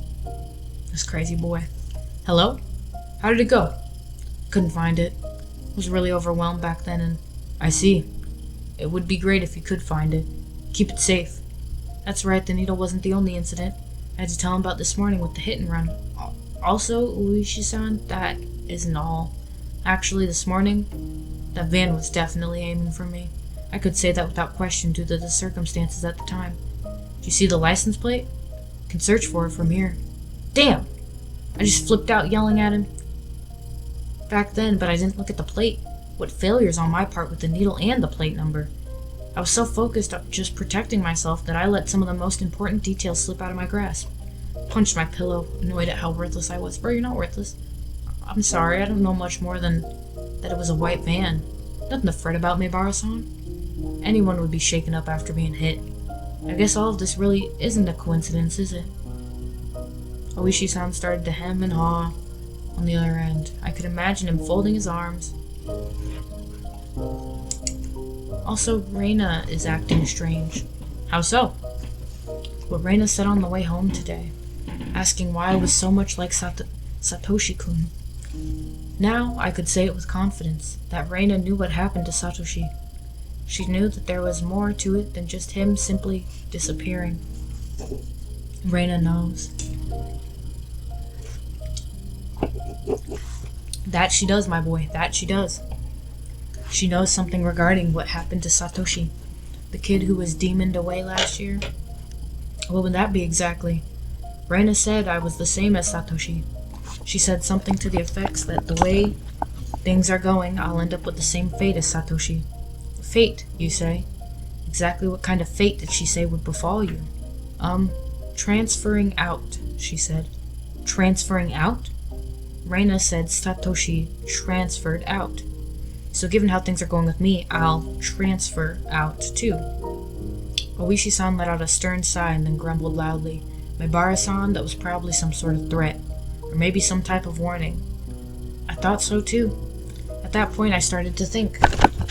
Whoops. Would it be prudent to sum up everything that had happened up until now as the machinations of some human perpetrator? Other than the theory of it being Reina and the others, I was left with hold up. Oyashiro-sama's curse actually existing as the only other explanation. Of course I couldn't tell that to Oishi-san, except Reina's strange behavior could be proof of either scenarios. Whether it was Oyashiro-sama's curse being real or everything being part of a conspiracy committed by all of the villagers, Reina was involved. Reina had to know something. Reina was suspicious. What exactly was Reina? Reina is Reina. I couldn't help but think she was somehow involved with a prior string of mysterious deaths. I seemed to recall that Oishi-san had admitted that he had dug into Reina's past a little. He was probably just downplaying it when he said a little, meaning he had actually dug pretty deep. Most likely. Wanted to hear about Reina. Wanted to know what happened at her previous school, among other things that were still unknown to me. Reina was somebody, I should suspect. No, not that. I wanted to know the truth. Tonight, I was alone in this huge house. Even though I said I couldn't count on them, I had lost the security I felt I had just by my parents being around. It wasn't like this house was some sort of fortress or castle. If a malicious person decided to use brute force, they'd easily gain entry. There were no other residents close to the Maibara residence. No one would be able to hear anything, no matter how loud it was. I had never felt as much resentment towards my father's artistic temperament and the fact that he had this house built in such a remote location as I did right now. I wonder if I would still be here by tomorrow morning. So I had to ask, right now, because I had no idea when the next chance would come. Oishi-san, I have something I wanted to ask about. Please don't keep anything from me. Sure, ask away. Even though he was so far away on the other end of the line, this was the most reliable he had ever felt. I wanted to ask about Reina, about what happened at her previous school. Actually, regarding Reina's... I noticed a sound that had been going on for a while now. Since I was so focused on the call, I hadn't paid attention to it at first, but I finally realized it was the doorbell.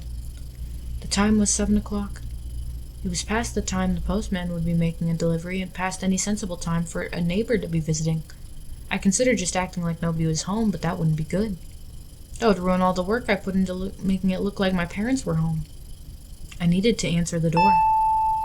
Hello, Maibara-san? Oh.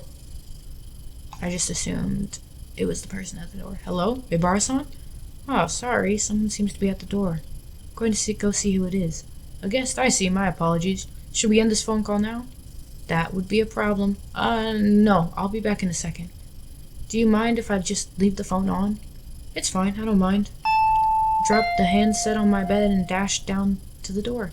Need to make up a good excuse to get them to leave. I had a hunch it was the lady who called right before Oishi-san did. In which case it would be one of the neighbors who's friends with my mom. I'll just say Mom isn't feeling well and went to bed early. That would be the easiest option. If only it was that simple. Oh my god. I just choked on my own spit. Give me a second. Oh my god. Oh my god. Oh my god.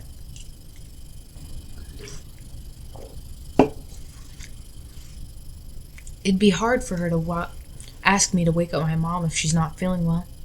The bell continued to ring at regular intervals. If someone didn't answer after you rang the bell so much, you'd normally give up and go home, wouldn't you? Without removing the chain, I opened the door slightly and peered out at the visitor. A chill ran down my spine. I knew it. Somewhere deep inside, I had prepared for this moment. I tried to escape by imagining it was the easiest person to deal with, one of my mom's friends. Oh, hell no. No! Good evening. Raina. There shouldn't be any reason for Raina to come over at this hour. The timing also made me feel uneasy, because it was just as I was about to ask Higurashi-san about Raina. I wish I could have chalked this up to mere coincidence, but those unsettling words from Mion several days ago echoed back to me. There's nothing this old man doesn't know. Oh, God, freaky ass. Are you alone, Raina? Yeah. It seems that Mion wasn't with her. That didn't change the situation at all. Why did you come here? Hey, Keiichi-kun. I'd like you to open up the door so we can talk. Can I come inside, I wonder? It was true that speaking through a chain door wasn't the right way to talk to a classmate, but at my house the chain has to be on at night. Don't worry about it. Then it can't be helped, I guess. Rena pouted rather sadly, but she kept smiling at least, and her effort to keep that smile up was quite pitiful. Even though she was tugging at my heartstrings, I didn't lower my guard. As long as I stayed like this, even if it made my heart ache, my life wasn't in danger. What I really feared more than the possibility that hoodlums would assault me if I removed the chain was trusting Raina enough to move the chain and having my friendship betrayed. As long as the chain wasn't unlatched, even if it made my heart ache, I wouldn't have to deal with being betrayed by Raina. Since it didn't seem like I'd removed the chain from her silent urging, she appeared to give up on trying to get into the entryway. Have you eaten yet, Keiichi-kun? No, I haven't eaten. Since my mom wasn't there, dinner wouldn't be ready no matter how long I waited. I laid down when I got home, was woken up by the phone, and didn't have a chance to eat since I used up all that time talking. I was going to have cup noodles in any case. I could just eat one whenever I wanted to. No, not yet. What about it? Then good. Look here. I brought a bunch of dishes. Raina held out a stack of boxes wrapped in cloth. If I could use your kitchen, then I can heat up miso soup and other stuff. It's fine, you don't need to do that. But there's lots of tofu and vegetables in it. Does Keiichi-kun not like that type of stuff? I wonder. There's no way I wouldn't like that.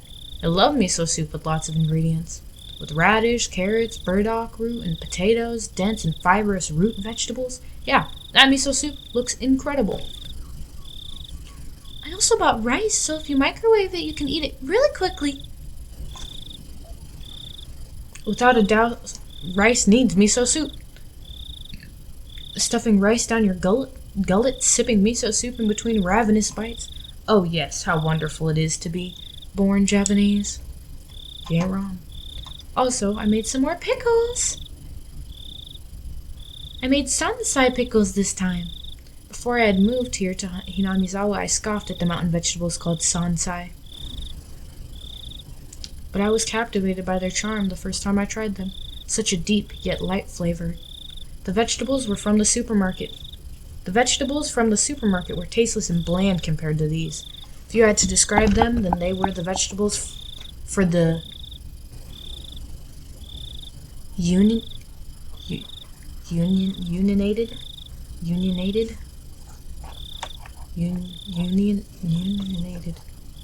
To become an expert such as myself, you first had to take part.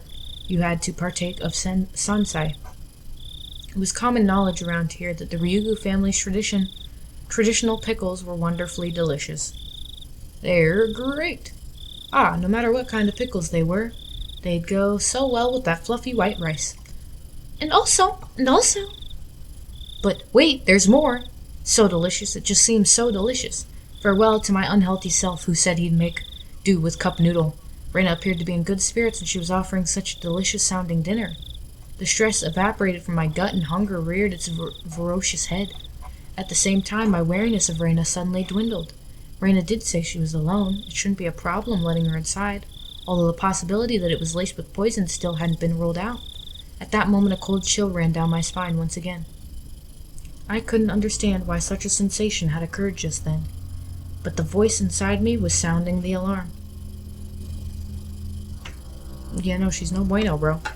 She's no bueno. I was happy that Reina was speaking of this charming dinner, and was dependent on one premise, and that premise was that tonight dinner hadn't been made at my house, meaning it was under the assumption that my mom, who should be making it, wasn't here.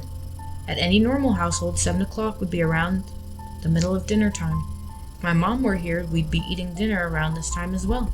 The fact she brought over all the makings of a meal at this time was inherently strange, unless she knew. Reina, did she know that my parents weren't home? I think she does, buddy boy. I think she knows. I think there is a slight, not even a slight, a high chance that she knows. 100% without a doubt. She knows, right? Yeah? 100%. 100% without a doubt. She's gotta know. She knows. There's no way she doesn't. I don't understand how this is always so off-center. Actually, I guess I kind of do. Because my...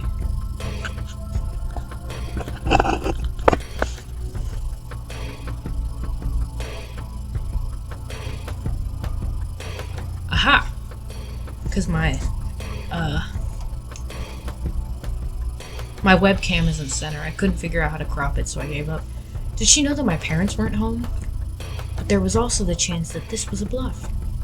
I had turned on the lights and a bunch of other stuff to make it seem like my parents were here. There was a chance that Reina was unsure if my parents were home. But I had to wonder. The laundry, the garage, the evening paper. There were plenty of signs of them being hastily tidied up. It's hard to say that Reina didn't have a chance to determine if my parents were here or not.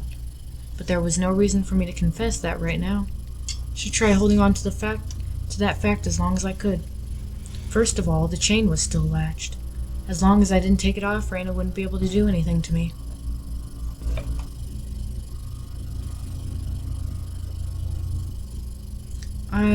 I'm quite grateful, but dinner will be ready pretty soon. Huh? Is that so? Is that so? I know you went through all that effort and everything, but well, unable to think of a good way to refuse, my words trailed off weakly. But some of this could work as side dishes, I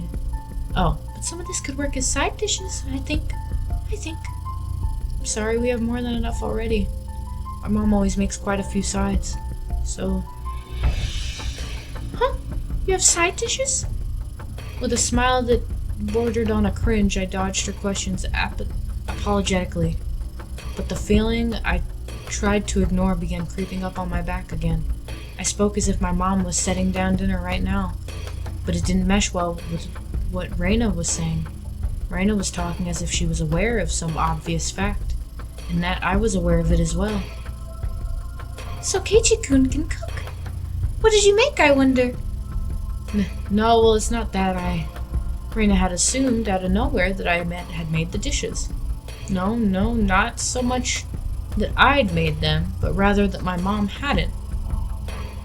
Did you really make them? The side dishes? Did you, Keiichi-kun? It wasn't me who made them. My mom did. No, she's making them. Right now. So you see, I'm sorry, but I can't eat what you brought. Reina fell silent at that moment.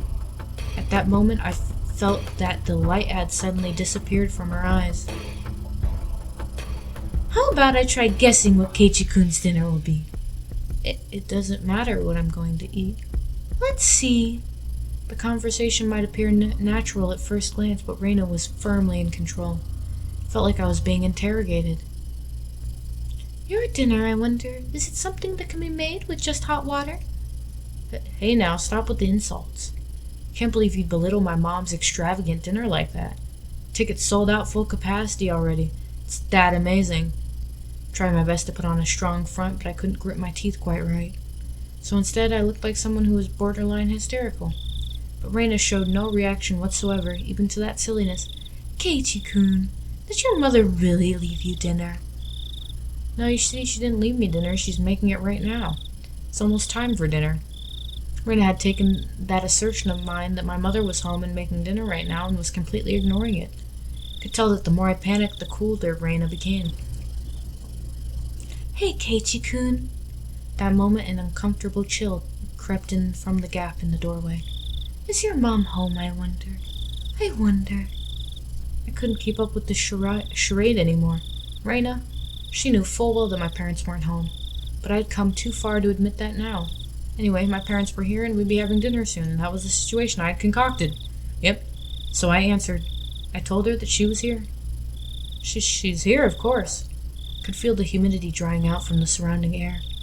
Rena's eyes were becoming even more frigid, piercing me with their gellied glare.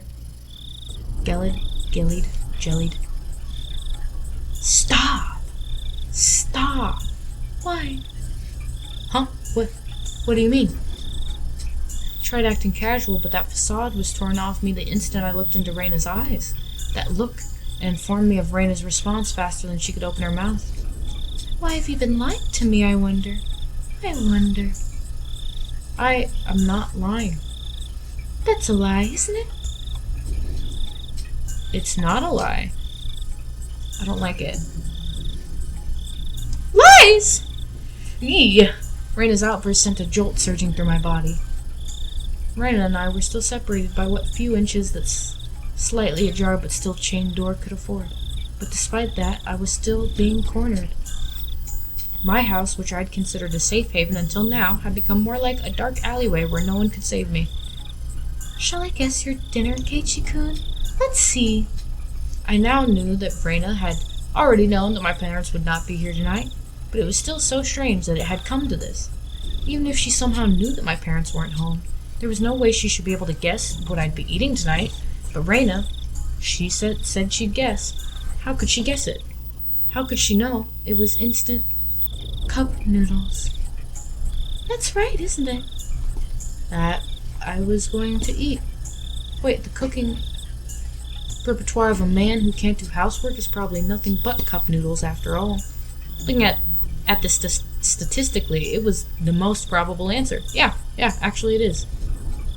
I didn't mean she was guessing. I don't think you'll be full with just noodles.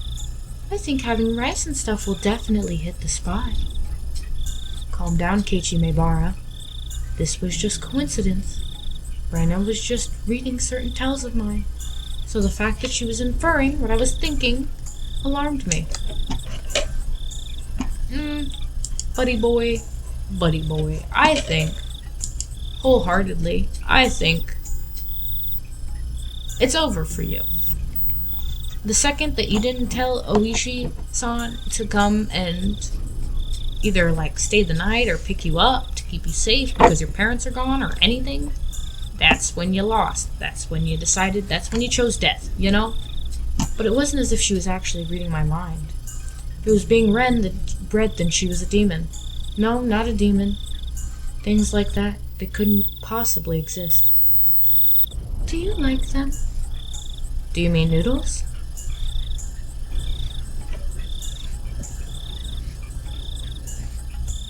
No, asshole. Rena indicated that the point of my answer was wrong. Her rebuttal was so short that I momentarily didn't understand the words Rena had spoken. Sorry, Rena? What did you say just now? Huh? About what?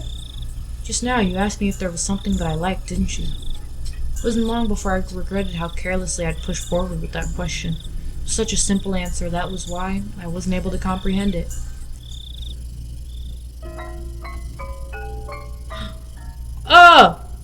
No! No! She knows the noodles. She knows the exact noodles. She's been in your house, bro. She's been in there. Pork bone and ginger flavor. Oh my god. I wondered how I appeared in the moments my mind went completely blank until the moment I was able to recover.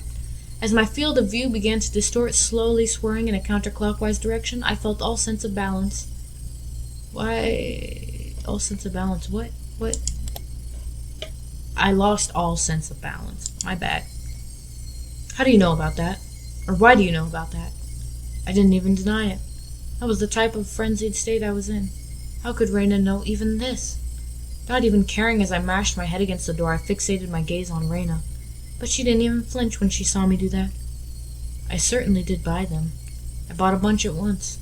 I bought a whole case. How could you know that? Why, I wonder. Quite strange, isn't it?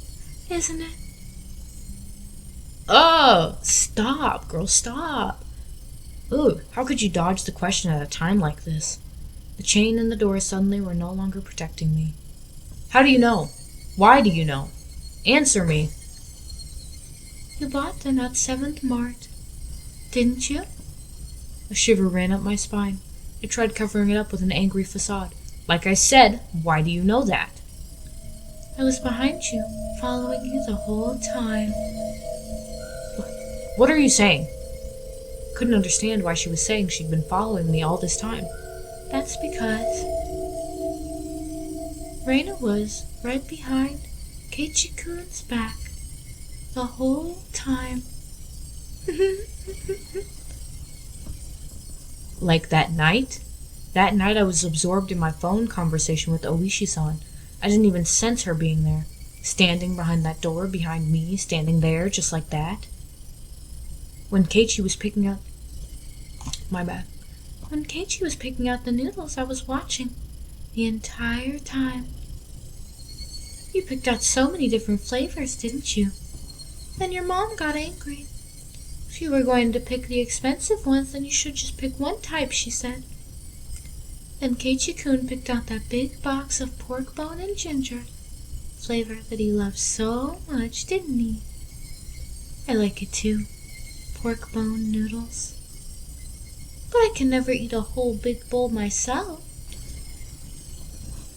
This girl is freaky weird, bro. My brain was paralyzed, dulling my senses. She's so weird. It might have been a defense mechanism to diminish the fear I was feeling to non-traumatizing levels. With the fear being diminished, the fog enveloping my mind was cleared away. Then I could understand what Reina was saying and starting to put meaning behind her words. Even so, my fear hadn't subsided completely. It was like I was standing at the edge of a cliff, eyes closed so I didn't have to look down. It didn't actually solve any of the basic problems. I slowly took a step backwards, and as I withdrew, Reina advanced. So, Keiichi-kun, can you open this? We can eat dinner together. I'm sure it's going to be delicious, so, okay? Reina's pale, slender fingers squirmed through the crack in the door one at a time as if they had a mind of their own, rattling the chain. If she had unlatched the chain from the door, a feeling of terror would have just exploded within me. But Reina didn't do that. She was simply imploring me to remove the chain. She was doing her hardest to light the fuse to the powder keg in my heart, trying again and again. Clatter, clatter. But it doesn't light. It doesn't light. Open up, Keiichi-kun. Oh, the way I'd smash her fingers in the door. The way I would smash her fingers in the door. Like, I do not play. I do not play. My door is locked. Your fingers are in my doorway when the door closes. That is not my fault. Your fingers should not be in my doorway. All playing with my chain and stuff. That's weird. Please go away. I beg you, please go away. How can you say something so mean, I wonder? I wonder. Please go away. Go away. Go away. The powder keg inside me finally went off. No smoldering, it just exploded. I tackled the door. The force through the door had knocked Reina momentarily off balance. I couldn't hesitate here. I grabbed onto the doorknob with both hands, planted my feet firmly, and pulled with all my might. But that slamming sound I so desired didn't happen.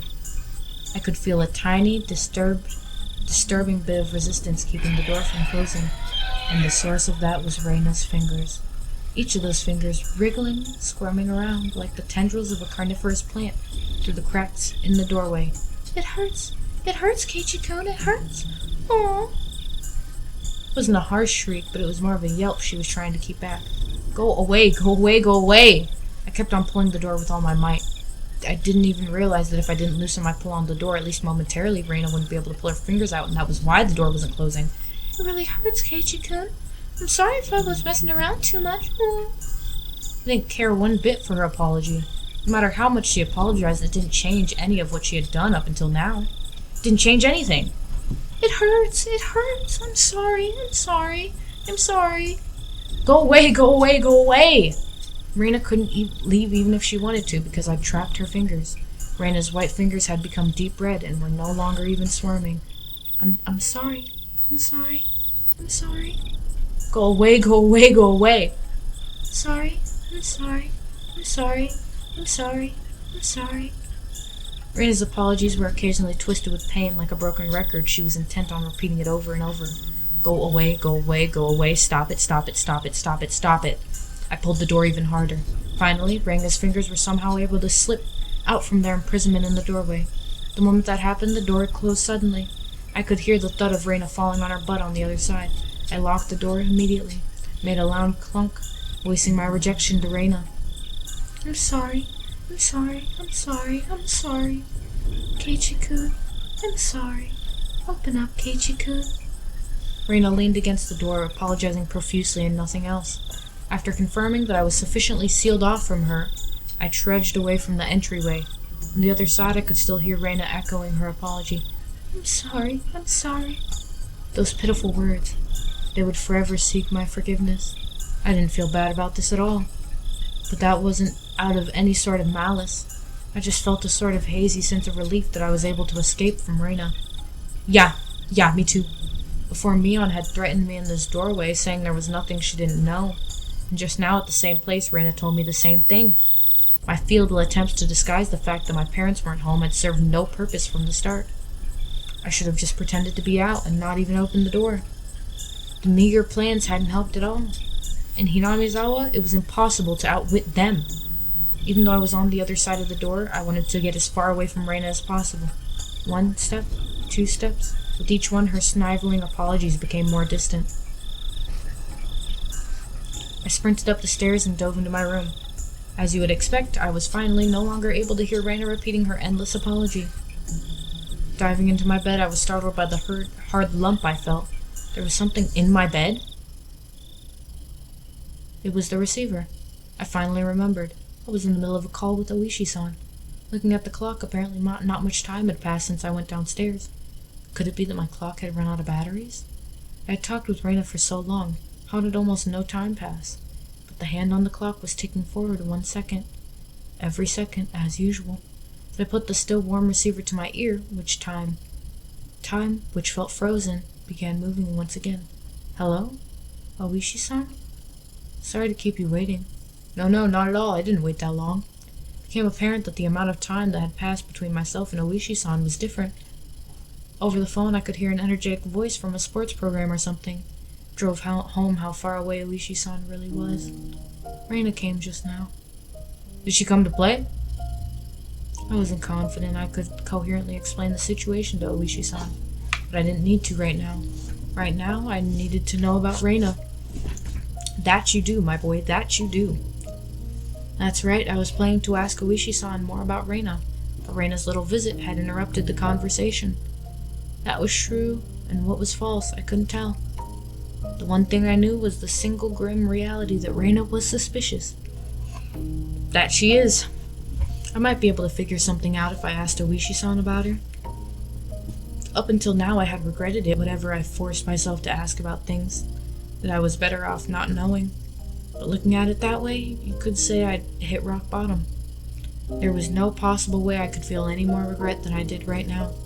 No, rather, I wanted to know if there was anything beyond this I would regret more. Forget about tomorrow. I wasn't out of the realm of possibility for something to happen tonight. I wanted to know everything I could. I was absolutely not going to die like this. Not without knowing anything. I definitely won't. Regarding Reina Ryugu-san? Did a bit of digging. Yeah, well, it wasn't much. I understood that Ueshi-san was talking in circles. A bit, I meant. I dug so deep it'd be hard to discuss with you since you're her friend. I want to know everything from your research. I don't think you'll be very interested in what I have to say, though. Oishi-san? I spoke as calmly as possible to Oishi-san, who was continuing to avoid the issue. And then I said it. I think Reina Ryugu is suspicious. Even if the past incidents were from Oyashiro-sama's curse, Reina Ryugu is involved. Do you have some sort of proof that makes you believe Reina-san is suspicious? The manner in which Oishi-san spoke became very firm. Do you have some sort of proof? That was him talking as a detective. I only have circumstantial evidence. I see. Could tell even over the phone how disappointing Oishi-san was. Pulling on the fishing line when he fell to bite only to reel in the bait. Disappointed but was ready to cast the line once more, that's how it seemed. Oishi-san, you can't do anything without physical proof, can you? What I meant was, you can't come and save me without proof. I stuck that barb in there. As Oishi-san loved roundabout ways of saying things, he understood me just fine. It's fine, Maebara-san. I'll protect you. It was not the least bit reassuring. Oishi-san was just using me to continue his investigation. I was just going to get killed and my corpse would be an important piece of evidence. That was all I was to him. Whether I'm alive or dead may be of no concern to your investigation, but it's all over for me when I die. Oishi-san went silent on the other end of the line. Dang it. That may have been too blunt, but I didn't care. All I needed to rely on Oishi-san was that I was currently in a very dangerous position. So please tell me about Reina. Satoshi transferred out. Not too far in the future, I'll probably also do what Reina called transferring out as well, but you won't be able to find my corpse.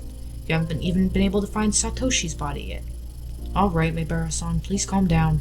I was already suppressing my agitation even without Oishi-san having to tell me. It wouldn't solve anything if I continued to scream about my mistrust in the police. It would seem that I could only depend on myself and the bats Satoshi left behind to protect myself. Then, I at least wanted to know about what happened before Reina transferred schools.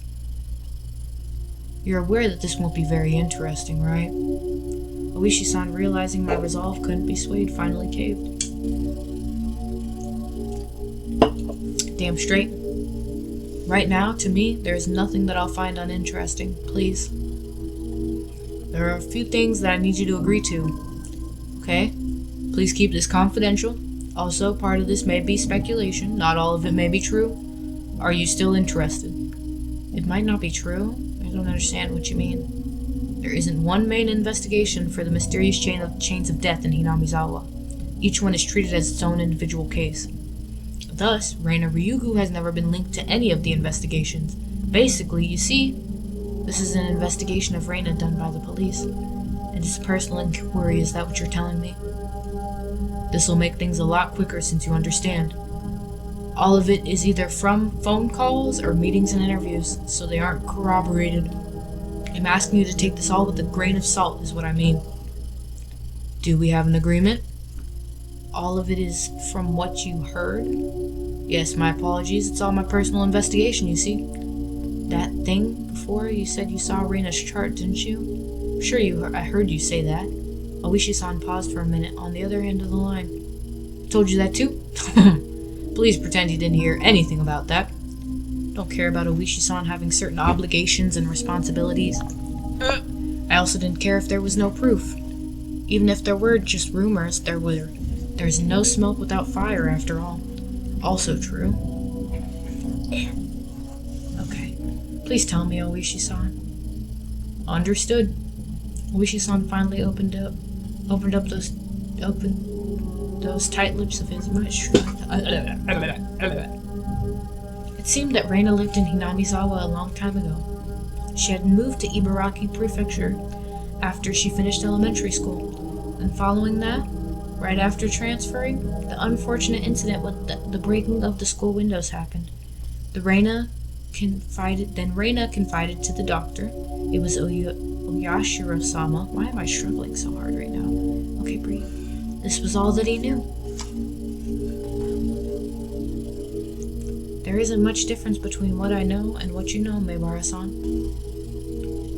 Then what part did you investigate further? Didn't need to ask. It was the incident that happened just after she transferred.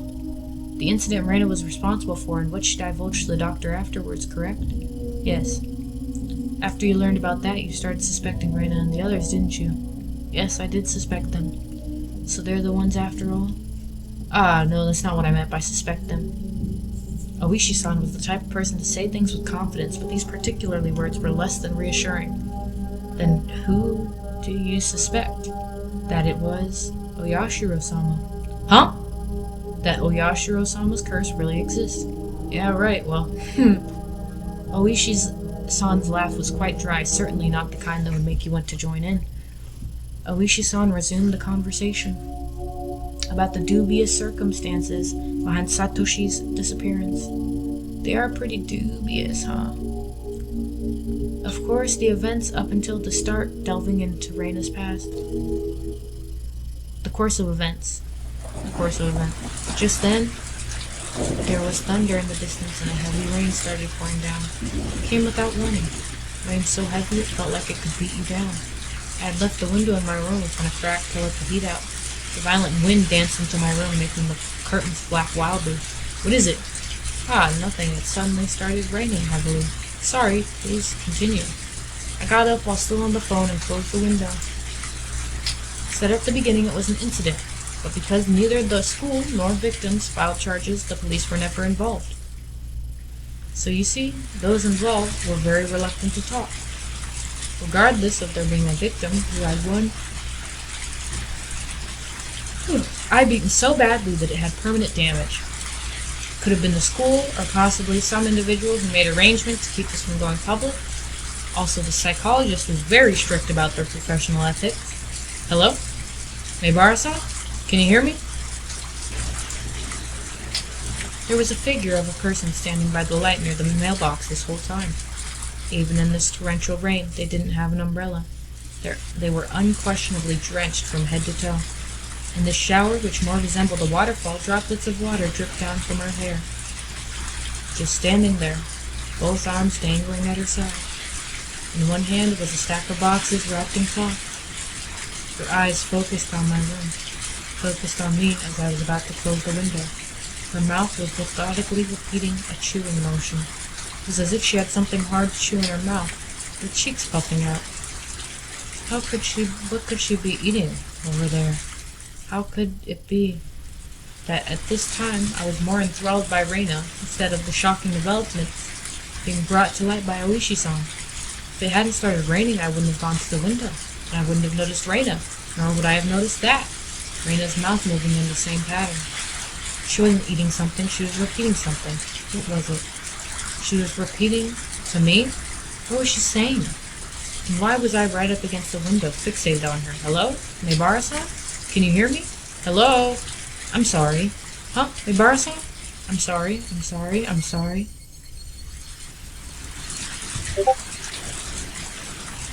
My bad. Hold on. Wrong voice.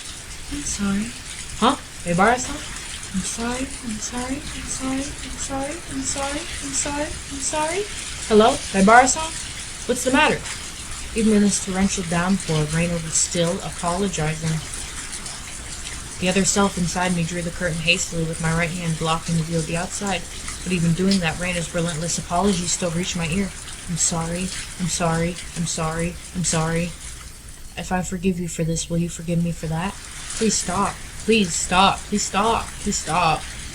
sorry.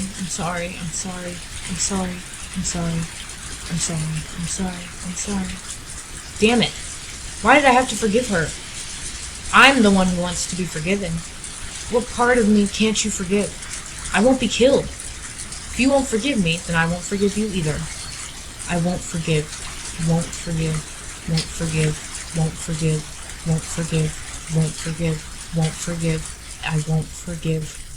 Maibara-san? If you can hear me, then please respond. Hello?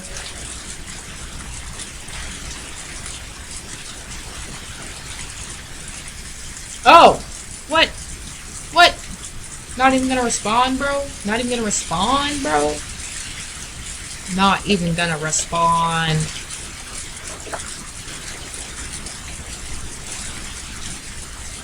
You have received new tips. Split personality and... crazy. Split personality and at the 7th market. Oh god, that's gonna be creepy. I see it in movies quite often, but what is it exactly? Oh, whoops. Oopsies. Multiple personalities are thought to be escapism. Multiple personality disorder is a form of escape? Correct. The exact mechanism is not fully understood, but it's believed to be a type of defense for the brain to retain mental stability. Hypothetically, poor people imagining themselves as wealthy is a form of escapism, is it not? Is this also a form of multiple personality disorder? No, ma'am. I wouldn't go that far, but broadly speaking, one could infer that. It's something that occurs in us all. Does a split personality occur when one cannot tell which is reality and which is the escape?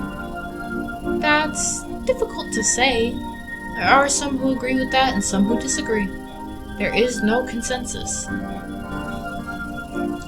Then, is this occurrence of multiple personalities still an unknown phenomenon, something not fully comprehended in the psychiatric field?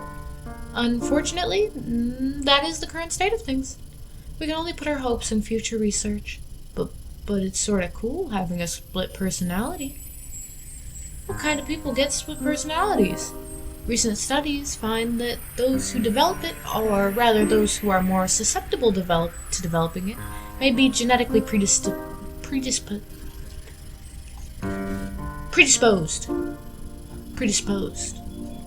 or may have abnormal mental developments. Some say that childhood abuse increases the chances.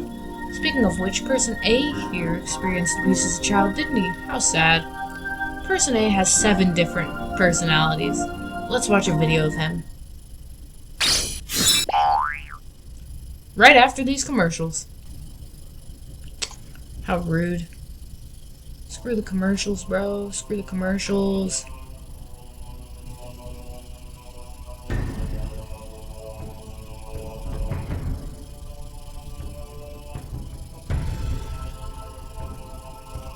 Cool.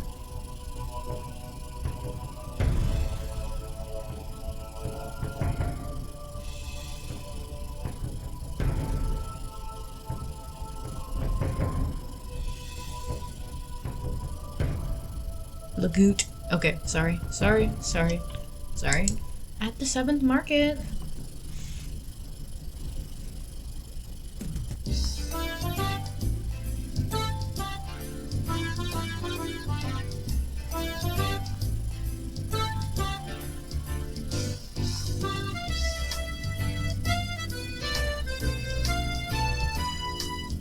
Hold up, I'm about to leave a voice message. Oh, my voice is cracking. I'm about to leave a voice message to somebody. Yeah, also to verify, you have to use your actual face as your profile picture and have your legal name as your name for Instagram. So for like 5 minutes, my legal name was my Instagram name. And I was shitting bricks. Okay. The 7th market. Okay. Or Mart. It's Mart, not market. Pain. Okay. The 7th market. I did it again! The 7th Mart was a bargain supermarket with food and alcohol. What's this, Keiichi? So many. There's no reason to get all the different kinds, is there? I flopped all the different color cup noodle bowls into the cart. Cup noodles have gotten so elaborate recently, and there are a bunch of different types. I want to try each of them at least once. I know it was pretty selfish of me, but I thought I'd at least give it a try. Keiichi, buy them in a big case. It's cheaper. Dad faltered. Well, I had a feeling it'd end up like this. Dad knew there was no point in him butting in. Then I'd only get to eat one kind. That's usually how that works. You get bored with it. Was resisting as a formality. I had already given up inside and wasn't sure which case of noodles to get. If you can't pick, then Mommy will pick for you. Don't have to rush me. I quickly searched the cases of noodles for what I want. Pork bone and ginger, large cup. Hey, Keiichi. Can't you get a more normal one? If I let Mom pick, she'd err on the side of safety and get soy sauce or salt flavored. Soy sauce flavored cup of noodles sounds disgusting. Salt flavored cup of noodles also sounds disgusting. I think I'd have to commit a crime. What do you mean? You're gonna salt flavored noodles and water? Hello? A little bit of carrots? Pork bone is good. I don't want the big bowl of tasteless stuff. I remember insisting that the noodles I picked were the right kind. Oh God.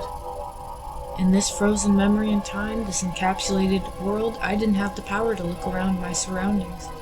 So I did what I could, and I reached out with my hearing and vision, sharpened my senses to find the presence I overlooked. No matter how much I searched through my field of vision, I couldn't see Raina. I rewound the situation searching, but of course I couldn't find her. Then, she was spying at me from my blind spot. I go through the sound and presence is again looking. I could sense the other customers. They were all mixed about, moving as they pleased. There was nobody looking over at this way and no one trying to get behind me. Not here. Couldn't be here. Probably wasn't here. I would definitely notice if someone was right behind me, even when I wasn't on my guard. I smiled wryly at the thought of using a vague word like probably right before contradicting it with definitely. Goofy. You goofy. Then I paused my mental replay as a chill ran down my spine. There was definitely a presence like a shadow behind me. That was a terror unlike any other. If a presence really had manifested behind me, I would definitely have turned around to check for it. But the world had moved on, and there was no way for me to turn around. While carrying that frightening shadow on my back, I was gleefully running around the store searching for a case of noodles. Running through the instant noodle section, bad-mouthing my mom. But there was that presence constantly at my back, sticking to me like a shadow. No way to see what it was. Realizing it now after the fact was horrifying and repulsive. In that moment of time, I was running around gleefully, carrying that cardboard box, tip-tap. But listening to that moment again, I could hear footsteps other than mine going pit-pat every other step. Tip-tap, tip-tap, tip-tap, pit-pat, pit-pat, pit-pat. Tip-tap, tip-tap, pit-pat, pit-pat. Tip-tap, tip-tap, pit-pat, pit-pat. While I was running, the sound of those bare feet footsteps going pit-pat were right behind mine. Me running around gleefully in that closed-off moment in time. But I didn't hear it. No, I heard it. That's why I remembered it. I didn't think I had heard anything. That's why I didn't turn around. That is why I didn't turn around. In that moment, the pit-pat of those footsteps were following me the entire time. Couldn't run faster and escape. Couldn't run any faster than I had ran at that time. Couldn't turn around. I hadn't turned around before, not once. Then I returned to my parents and started talking. The shadow-like presence was right at my back. Since I didn't move, the shadow didn't move. That is why it made no sound. That was all. At that time, I hadn't taken a single step while talking with my parents. I was just standing there. This was undeniable, and yet I heard it. A pit-pat. That shouldn't be. If I took 3 steps, it followed 3 steps. Wasn't that the rule? There was no sound other than that. At that time, the entire world had gone dark. A sudden darkness. It was the end of my reflective journey. I was tired. I wanted to end it. Someone turn on the light. Except my body couldn't move. As if I was sewn into that moment in time. Pit-pat. My past self's hair stood on end. That's impossible. Now that's just breaking the rules. I haven't moved, so you shouldn't be moving either. I couldn't move, so you shouldn't be able to move either. Follow the rules. Pit-pat. Yet that sound echoed in the darkness once again. The hair on the back of my neck prickled up on end. It was so close that it was hard to tell whether it was touching the hair or not. Why couldn't I move? Like how the presence was moving behind me. I quickly realized I couldn't move. It's just that I was scared and didn't want to. And now was the only time I could turn around. It was something unforgivable in this moment in time. But I needed to turn around immediately. As if my entire being was trying to force me to stop, it began to administer a pain-like needle being stuck into every pore. I'll turn around. I'll turn around. I'm not scared at all. I'll turn around. I'll turn around. I'm not scared at all. I screamed. I was unable to vocalize. I turned around. At first, I couldn't understand the meaning of it. Well, what? What is this? The situation in front of my eyes. It was like a mouse biting an apple and slurping the juice. The way you would do with an apple, my mind was being eaten. began to munch down, slurping the juices because it was like an apple. Meaning what was in front of me was... Oh, don't do that. Is it Raina? Is it Raina? Is it Raina?